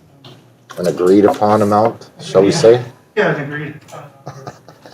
Okay, thank you. Councillor Howell. I think at some point I would be in favor for a longer term for the library as well. I wouldn't want to do it tonight because, to me, yeah, we are looking at decreasing the amount on this motion, if this motion were to pass. And I'd like to see the fallout of it. You know, maybe we're way off on this. You know, we've done things like this before where we've tried to reduce something or to see if it works within the community and it blows up in your face. Sometimes it doesn't. Sometimes you don't hear anything about it. But to me, I'd way rather see how it plays out for a year to make sure that we didn't make a drastically wrong decision here. And see where it goes, rather than sticking them at funding at $330,000 for the next 3 years. I'd rather see where it goes and then make the decision next year. Ms. Thompson, is that a possibility to do a multi-year funding for the library, given that it's a line item in our operating? Thank you, Mayor Bertrand. So we have the bylaw, and the bylaw states that council must approve the library budget every year. So I don't see that there would be any concern if council were to approve over a 3-year period. There is a lot of things that we do in a 5-year plan, so we could put that in as a line item over 3 years as well. Okay, thank you. Any other comments, questions? Councilor Majinski? With the motion on the floor, I'm a little hesitant to go that low. With 330,000, I would be more in favor of maybe 50, just to, or 345, just to break it in the middle, and then I'd feel a little bit more comfortable. It seems like it's quite a big drop from what their original ask was, and then they did do quite a bit of work on cutting it down. So I kind of want to split the difference there to feel a little bit more comfortable. It feels pretty harsh to do that big of a drop right off the gate here for this year. Maybe next year we keep it the same, or we bump it up or drop it down. It gives us a little bit of wiggle room. Okay, thank you. Councilor Howell? Ms. Thompson, are you aware of the amount of money that the library was able to save from last year? Do you remember what that number was? Ms. Thompson? Thank you, Mayor Bertrand. I believe that based on the draft financial that we had gotten, it would have been around that $30,000 mark. Don't exactly quote me on it, but I believe it was around 30.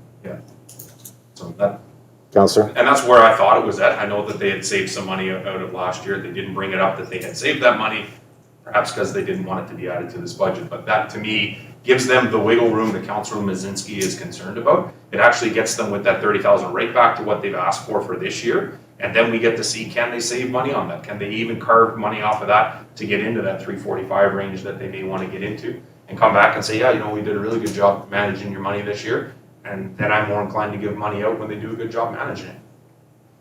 Councilor Majinski? That 30,000, was that operational expenses that they had saved? Ms. Thompson? Thank you, Mayor Bertrand. So that was basically what their surplus would have been, revenues over expenditures for 2020 on their draft financial. We didn't ever receive a balance sheet, which would have actually showed us what their cash accounts were. I know there was a deferral of a grant that they had noticed as well, or that they had recognized as well, but we don't have the full financial picture for all the data behind it. But based on that, they had about a $30,000 surplus. Okay, thank you. Any other comments, questions?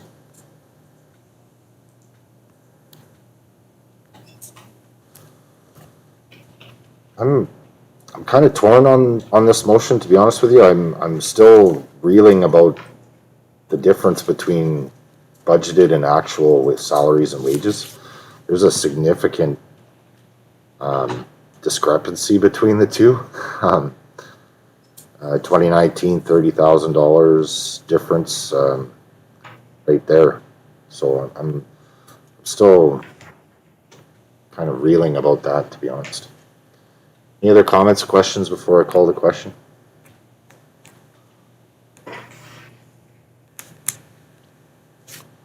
Okay, motion was for 330,000 for 2021. All in favor? Opposed? Defeated, thank you.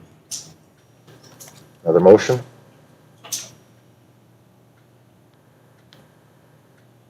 Councillor Howe? Motion on the floor that we approve the library budget in the amount of $335,000 for 2021. This is starting to get to be, Sit on your hands, I'm gonna do it, so. starting to get to be like an auction. Seconder? Councillor Kirkowka? Discussion? Councillor Kirkowka? Just listening to Ms. Thompson, if that's the case, they carried over $30,000 from the previous 2020 budget. That puts them at $365, $5,000 more than they asked for today. Or the $30,000 they saved in today's discussion was because there was $30,000 left over. Right.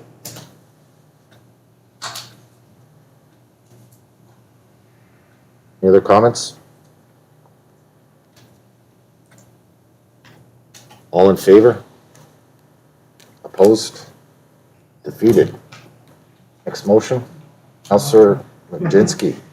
I'd like to put a recommendation on the floor for the Tumbler Ridge Public Library for an amount of $345,500 for 2021. And $1? Okay, sorry. Seconder. Councillor Howe, did you? No. I'll second it. Discussion? Councillor Howe? So like we make an argument in here, we actually present numbers, we come up with logic behind the reasoning to come up with a number. And then we come in and we go, nah, I like the number 345.5 because that's my opinion and I like that. But to me, there's no logic behind that. Where do you get that? It doesn't feel good to me. I'm not in here about what feels good. I'm in here about what's best for the taxpayer. And to me, this is a logical, reasonable amount that we've put together. Make the argument for 445, or 345, sorry. Councillor Majinski. Sure. We've already reduced it a lot. We've already asked them to reduce it. They've been in here twice, and we're debating it again. Like, how much more do we want to take away from them? These are people's jobs. We're not debating programs. We're not debating how much they pay on their internet and their computers and everything else. We're talking about people's jobs here. So technically, somebody's going to be out, what, 10% of their income now? Or more, if we go any more. I don't think it's fair to start this axing people's jobs just because we want to save a buck or two. We're providing a service and it's very good, yes, and I think we should continue that because we don't have people coming to knocking on our doors, sending us emails, phoning us in the middle of the night and saying, you know what? You should cut the budget of the library by half because nobody uses it. It shows how many people use it every day, all the time. Yes, it's kids, but that's primarily who use libraries. You don't see elderly, middle-aged people, young kids that are out hiking and biking and snowmobiling out in the library all the time. You see the young kids, because that's what they want to go there for, is the education, the interaction with others, and it's a safe place to do it. Where else can you do that in Tumbler? We know all around the library there's issues with bullying, all that bad influences, peer pressure, all around the community center, skate park, and alleys, whatever, right? So this is a safe place for them. And we're doing the best here, supporting it. And we've done it for a very long time, and now we're cutting it back to 2014 rates. I don't think that's reasonable either. So meeting in the middle, we're still below 2019. So they're not getting their wages, they're not getting cost of living increases, they're not getting anything like that. So I think to go to 330 is unrealistic. 363 was fair, and we're still going below that. So 345 is right in the middle, we're close to it. I think that's fair enough, and that's where I'm standing on that. So I'm not going to go any lower than 345. And being as a liaison, I'm trying to fight for them, but I also think I'm fighting for the residents as well. So that's where I stand. Thank you. Councillor Kirby. Thank you, Mayor Bertrand. I think Councillor Majinski actually made some really good points, and that's where I'm struggling with this, is that if I'm not hearing anything from our residents myself about the money that we're spending on their budget and knowing that people are happy and that they're providing a service that we don't have to provide through the community center with our own staffing, I've been voting for. I voted for their last recommendation. This one here at 360, 392, I thought was fair. They made the decrease. Now we are looking at job losses, and with the museum, we went to a referendum on 200,000. So and maybe this is another thing that I've been bringing up. We need to look at this closer for what the community wants in the next years to come. Am I going to vote for the $345,000? I kind of feel like that's too low as well. But it doesn't, I can't see this, we're going to be at a stalemate. So I'm not sure where I'm voting yet. I was, like I said, I was for the 360, 392 for this year. Okay, thank you. Councillor Kirkcalka. Yeah, just a couple comments. One, we don't know about jobs. And that's the board's decision to cut other things. Maybe they don't do certain things within the library. That's a board thing to give some direction back to staff to come back, their staff member to come back with some ideas. But I'd be curious to hear back from Councillor Majinski in regards to the $30,000 that was saved last year, because with his motion, it now puts it at $375, more than they've asked for. If the $30,000 is correct, what I've seen in the paper, Ms. Thompson just talked about it, that seems like a saving from 2020. So he sits on the board as liaison. I'm curious if he knows about it. Councillor Majinski. Yeah, and they probably have carryovers every year, but for them to go in lower, we don't know what's going to happen this year. It's been a tough year for them already. They've been trying to provide.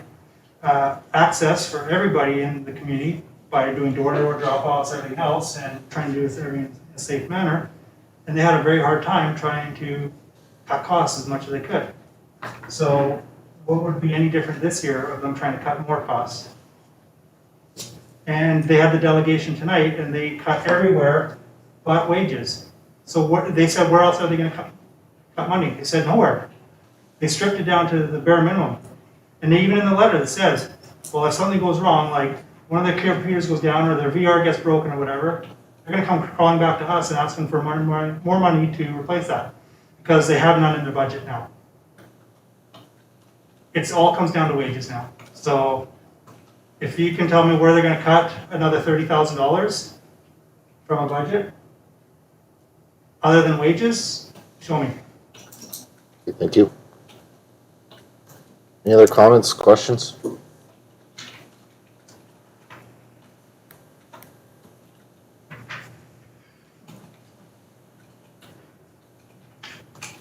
All in favor of 345.5? Opposed? Defeated? Another motion? Councilor Krokowka. Motion on the floor for $340,000 for 2021. Seconder? Councilor Majinski, discussion? Councilor Krokowka. Again, I just talked about, I mean, it was kind of, I mean, I've looked through other papers and previous stuff that was supplied, and we held that off waiting for staff to get time to go through and digest it. You know, per capita, per this, all that, and I understand that ours is attended the most and all that. How many kids run in and out the counter, right? I mean, when COVID hit, Fort St. John was immediately shut down and all laid off. They did door to door. And I get, get on the board or your staff member for doing that. Whether, I'm not sure who made the decision to go door to door for delivery, but whoever, get on them and try something like that. But they also didn't just spend it in wages. They took some of their travel money of, I think it was $6,000. Whether they paid an employee plus gave them some incentives to do the delivery, so that you spent $6,000 of their travel. When they still have a $30,000 carryover, I think this sits right where their budget would they ask for. That's just over. That's for it. Okay, thank you. Any more comments, Councilor Kirby?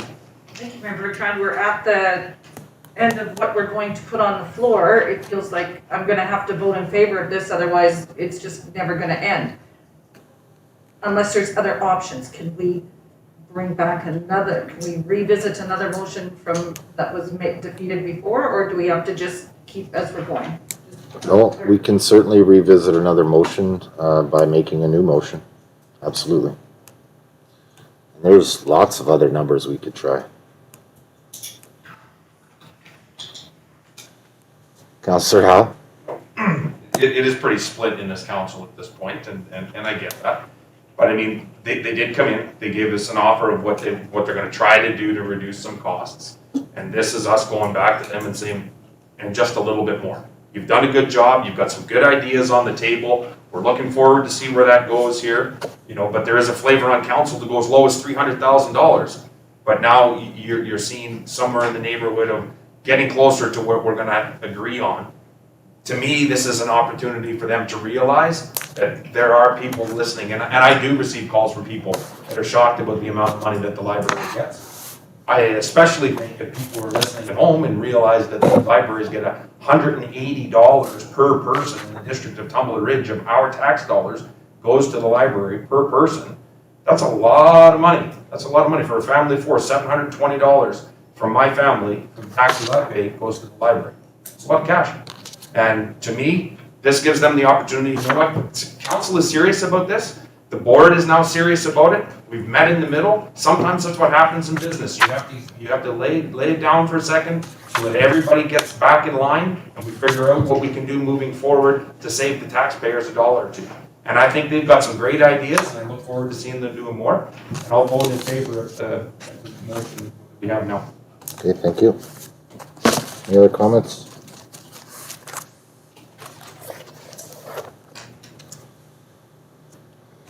So, just to wrap my head around it, Councilor Krokowka, your number with 340 is basically including the surplus from last year, or the possible surplus from last year, Councilor? I was using that surplus earlier. But I'm trying to explain it that everybody's worried about they don't have enough, but if they had $30,000 surplus, you add it to the 340, it's $370,000. It's $10,000 more than the library board, a member, a director that came in and spoke on behalf. So they cut $30,000 out of their budget in regards to delegation. It's at the $30,000, that's why I asked Councilor Majinsky that. If the board is aware that they have a $30,000 layout, and he, or else they kind of did, thinks he does, that's maybe why they came in and cut 30 grand off. Because they have that 30 grand came. Maybe I'm wrong, but I also heard from residents that they think that, I mean, they don't know the per capita. They just thought they couldn't believe how much money that this council, this district was spending. I mean, when we talked about the per capita after getting that information, I mean, my eyes were open. I didn't realize it was that much. So again, that's where I came up with that number. Thank you. I mean, I think if something happens, I mean, they'll have to come back for a discussion. But I mean, I think there's, besides cutting staff, is there hours going to be? Go down. Again, that's a board's decision. To ask their employee to come back with some ideas. That's the board's decision. Just like we sit up here as council. Yep.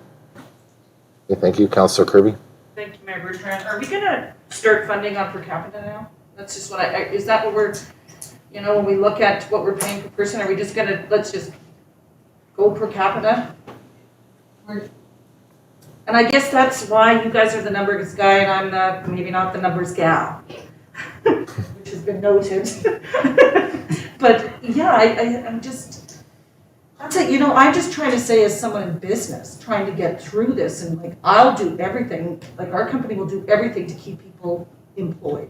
And so you figure out ways and and that's the thing is we're trying to, keep our residents, we're trying to get new residents in. And I always think that our library has always been a good marketing tool for that because there's so many good things there. And lastly, I want to see somebody get laid off. That would be terrible. We've done so well, like district-wise, is keeping our employees, through a really crappy time. And I don't like that we don't have the actuals for 2020. That just kind of drives me crazy. So, we're thinking like this is too much, or they've showed me how they've been trying to work it and what they're doing in the community. And this, I don't like this number. I think it's too low. And that's going, that's 20, even 356 was 2019 number. And we're gonna drop below that. That to me is, I'm having a hard time. I don't think I can vote in favor of this one either. Okay, thank you. Councillor Majinsky? Yeah, just to point on the per capita, even in delegation, like they said, that 10% were from outside of the community as well, so that's quite a bit, especially when we come towards those numbers of 11,000 people in foot traffic, so that could definitely skew that number a bit of $180 per person. Yeah. We're servicing the whole, from people from Chetwynd and elsewhere, right? So. Yeah, and that per capita number is also going by 2019 statistics as well, which was the population of Tumbler was 19 something, Ms. Thompson? Thank you, Mayor Bertrand. It was 1,987 people. Right, so it is on the higher side per capita at that amount of people. We have increased a few hundred, so it has dropped. It will drop it a little bit, but it is still a significant number compared to the region. And, as far as the statistics go, I have a hard time believing the accuracy of some of them just because of the way the front door or the door system, counting system is set up. If you have 10 kids in the library and they all have to go to the bathroom, all of a sudden you have 10 more visitors after the bathroom. Like it's not an accurate measurement in my opinion. Councillor Majinsky? Well, that would be based on probably checkouts and check-ins of books and DVDs and stuff like that as well. So there's also that, not just counting the foot traffic. Okay, thank you. Councillor Kukalka? So just on, Councilman Majeski has made a comment in regards to out-of-town use.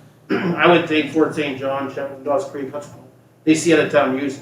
And I'm not even just saying the out-of-town use that is not residents here would be from East Regional District. Those people could be from Nanaimo, Vancouver, So, those other libraries are seeing out-of-town use as well.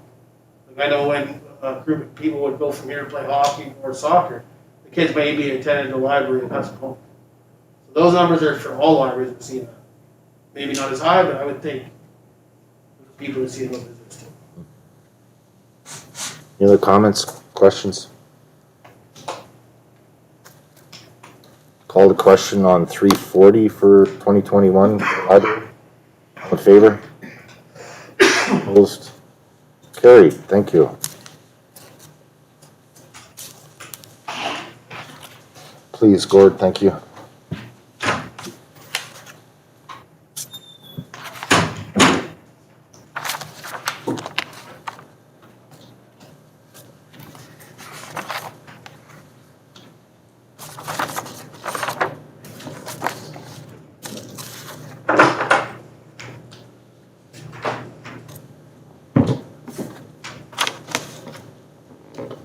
Thank you, sir. 9.5, schedule of meetings. Any issues there, council? Or additions?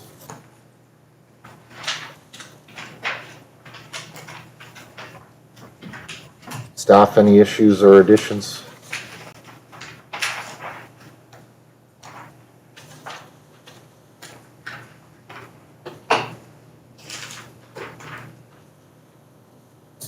Councilor Korkalka? Just curious on the final decision for with the we're planning for that.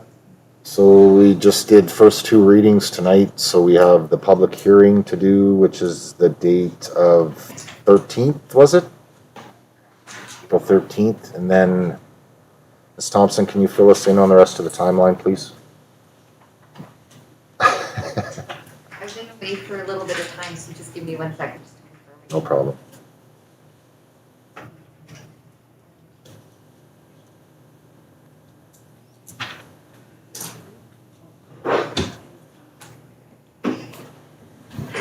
Thank you for your patience. So with the public meeting being on the 13th of April, we would be able to do third reading for the 19th and then adoption for the 3rd of May, which is within the timelines. Councilor? Yeah, and I just wanted to make sure that's noted. You know, I know we're at whenever we were to regular meetings, but we also mentioned this budget. Absolutely. Go ahead. So the information that went out to the residents in regards to the budget, I forgot to bring mine tonight, but did we list it at like the $500,000 for the bank at Flatbed? In the summary recap? Yeah. Like that's a pretty ticket item. Maybe I couldn't find it, I couldn't see it. Ms. Thompson? Forgot to bring mine tonight. Thank you, Mayor Bertrand. So within the budget summary that was just the highlights of it, and there were a few items that were listed as capital that were the bigger projects that we got grant funding and that. There is another document that has been uploaded that has all of the capital projects in, but there is no dollar amount on them. It just has the list of the capital projects. Good. Okay, thank you. Any other comments or questions on scheduled meetings? Okay, notice of motions. Any notice of motions this evening? Councilor Korkalka? Notice of motion would be, I'll wait till next meeting, so I forgot to bring it, I haven't written it on, I'll wait, I'm not gonna. Oh, okay, thank you. Okay, 10.1, Tumbler Ridge advertisement. Councilor Howe brought forward the following notice of motion at the March 15, 2021 council meeting. Councilor Howe? Want me to read the motion? Yes, please. Council directs staff to draft up an advertisement for distribution in 6 to 12 major papers in Canada and over a website showcasing TR as an excellent relocation area and cost options of those ads. Advertisements is to showcase the affordability of homes, condos, and land in Tumbler Ridge and the safety of the community.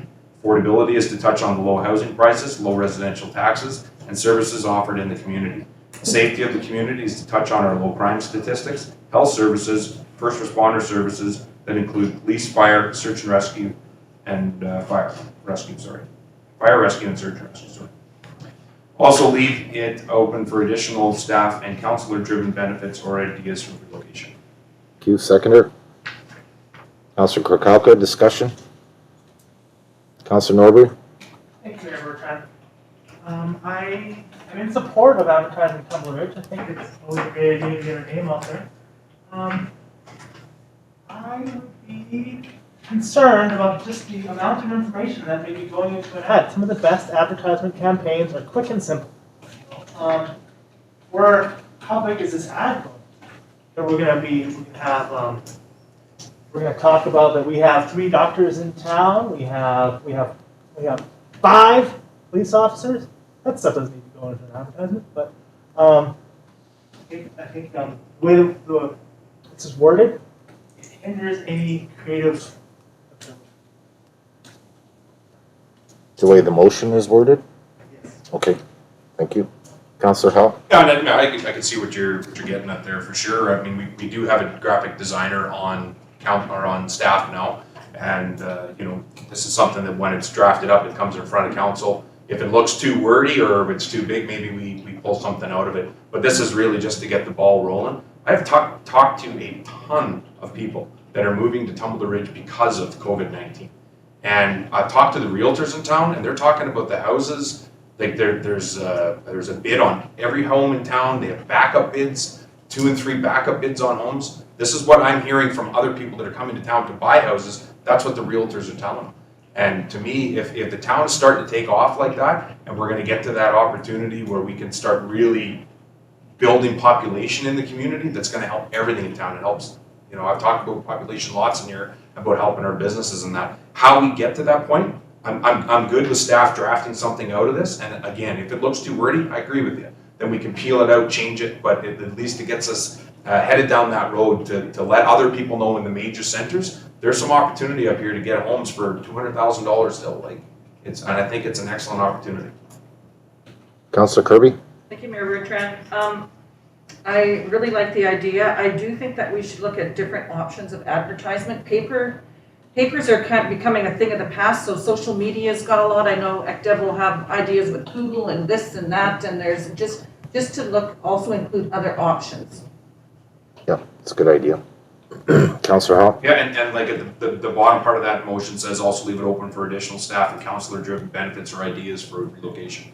And if, I did talk about the website on here, but if there are other ideas that our ECDEV department says, hey, while we do this paper ad, we're also going to throw it out in these areas, absolutely, the more power to them, but just to get the ball rolling, right? Councillor Majinski? I think this is a very great idea. The only concern I have is how much it's going to cost us to do these paper, to maybe do an online advertisement, because I know you can do it through Facebook and all these other websites where you just pay to put your advertisement out there, right? It would be nice to know how much money we're going to throw at this, and how are we going to just do this in 1 year time, or I think a 1 year is not going to do it justice. I think it has to be for multiple years, to get the word out there. Not everybody's going to be reading the paper this year and hot topics or whatever, right? So, and one other key point I think that should be in there is, yeah, it's great to live here, but what are they going to do for work? Like, they have to have a job and they have to have a reason to come here. We know it's not the greatest place to retire, but we know there's lots of stories, right? But there's so much here, a potential for activities for our age group here of, activities, sports oriented, outdoorsy, right? So we got everything going for us. It's just, how do we get in here, and if a job, that's why we're all here, we got a job here. We opened up businesses. That's what drove us here, is like, maybe we wanted to live here, but we had to create a company or business, right? So that's why we're here. So we just have to make that available, say, yeah, we are open to business. Invest in Tumbler Ridge. So we have that website, have that on our advertisements as well. And our EDO, they'll have lots of good advice, and they have probably schematics and everything else about what works, what doesn't, and they know a lot for looking at how to draw people and what catches their attention and where to look, right? So it might be good to see a report back on all of that, as supplementary information, as well as what they have planned going forward for advertising. Sure. Councillor Howell? I mean, it may require staff to come back and say, for us to do this, this is what we'd like to do. Here's what the ad would look like. It's going to cost us $15,000 to run these ads. And I would fully anticipate they got to come back and give us some indication of it. And the other thing, it is actually a lot of people that are retiring in Tumbler Ridge. Out of the probably, I think I had 13 people that I had spoken with in the last 2 months. Out of them, 6 of them have already moved here that are retired. I met for lunch or breakfast with a guy who's selling I think it's an $800,000 home in Maple Ridge. Him and his wife are moving to Tumbler Ridge. My own mother just moved back to Tumbler Ridge. And these people are retired. They're looking to get back into areas that are out of the city. They're looking for affordable places. I have a friend from Fort St. John who's selling his $400,000 home and moving back to where he grew up. He's still going to work in Fort St. John, but his wife wants to come here and she wants to do a daycare. So when I see that influx of people get going, I think, man, can we foster this? Then this was something that just kind of came about as COVID starts to slow down, as interest rates are really low. And I thought, man, bring this forward and see if there's any way that we can foster this to help get more people to come to Tumbler Ridge. So that's where, any which way we can do this, I'm open for anything, like staff report or whatever we want to do. Okay. Okay, any other comments? All in favor? Opposed? Carried, thank you. 10.2, letter to Barclay Project Group. Councillor Howe brought forward the following notice of motion at the March 15th, 2021 council meeting. Councillor Howe. The recommendation is that we direct staff to reach out to the Barclay Project Group for an initial conversation to see if Tumbler Ridge and its renewable energy sources of biomass, wind, geothermal, run-of-river could be a fit for them in helping us develop a renewable energy power generation plant or a community energy system. And if favorable, we look to set up a meeting with them, staff, and council. Seconder. Councillor Lehman, discussion. Councillor Howe. So again, this was something that I actually heard about was going on in Fort Nelson, and they had a successful trial of a geothermal well in Fort Nelson where they're using old drilling infrastructure and they're pulling the hot water out of the ground to heat. They're using it as the heat components of the municipality. They're not using it necessarily as energy, but other places are. Other places are installing heat pumps and this type of thing to generate electricity, or I'm not exactly sure how all of it ties together, but we have all of the components that the Barclay Group, if you read their website, looks for in a community. And to me, again, I think it's an excellent opportunity to see what they can offer. Maybe we only get something that reduces our costs over at the rec center for heating, or in this building or public works. Maybe that's all we can get out of it. Or maybe we can get a small type of power generation plant and start an entire new industry in Tumbler Ridge, backed with our community forest wood. Maybe there's scrap wood there that we can get into. I don't know all the ramifications around it, but that's what these guys do, and I think it's an excellent opportunity to bring them in and see if they can make something happen in our community. Thank you. Any other comments? Questions? All in favor? Opposed? Carried, thank you. Councilor's business. Any councilor's business? Councilor Kirby? Thank you, Mayor Bertrand.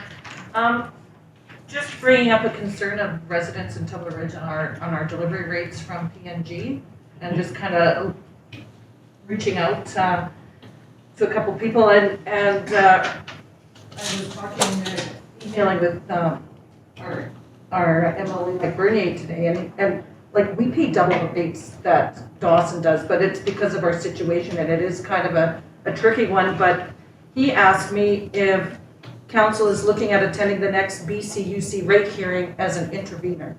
So I was talking with Ms. Thompson today, so just letting council know that I'm looking into it, and after reading some of the concerns, I looked at our delivery charge of $517 on our home. It's like, oh my. So I think it's something that this council should look at for sure. Just keeping it at this point, just talking with the CAO about it, but something to. Well, thank you for bringing that up, absolutely. Any other councilor's business? I had a couple of calls, one with a biannual update with the BC Oil and Gas Commission. And I just got off the phone today with Minister of Mines, Mr. Bruce Ralston, the Resource Municipalities Coalition. It was in response to a letter we sent them to discuss our concerns over the length of the permitting process, as well as the very vague timelines to go along with it. So it was a good call. It was offered some suggestions to the minister to try and help, and it appears that this is our second call in a year with the minister, so it definitely appears that the coalition is gaining some traction on showing the value to the ministry of what we can bring with the group of mayors that we've brought together. So it was a good meeting. One of the topics in regards to the permitting process was about the care and maintenance mines, if they have to go through the entire process again if they've already been in operation. So we are in a couple of those situations here, and actually the minister didn't know, so that was a follow-up question that he's going to get back to us on. But they were talking about a lot of new internal processes that are trying to streamline the process. For example, the Flynn Row Ministry and the Ministry of Mines working together, a joint application so that it goes to one place instead of one ministry then the next. These were all somewhat recommendations by the Mining Jobs Task Force that are wanting to be put into play to see how it plays out. And it's definitely been a focus, not only with the ministry, but also the Premier has instructed the minister to try and make the process more efficient, to create more certainty. So it's certainly top of mind for the minister. So it was nice to have that opportunity to offer some feedback as well. And that's all for me. Councillor Norbury. Thank you, Mayor Bertrand. Thanks for giving me some time to recall a meeting that I had that didn't write a report on because we didn't have an official meeting.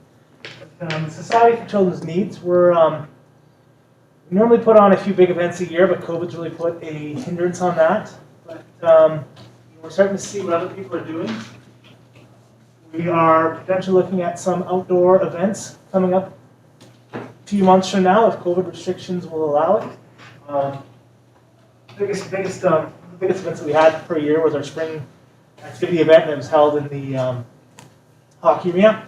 We know that indoor activities are out, but we're watching closely and potentially planning for something outdoors.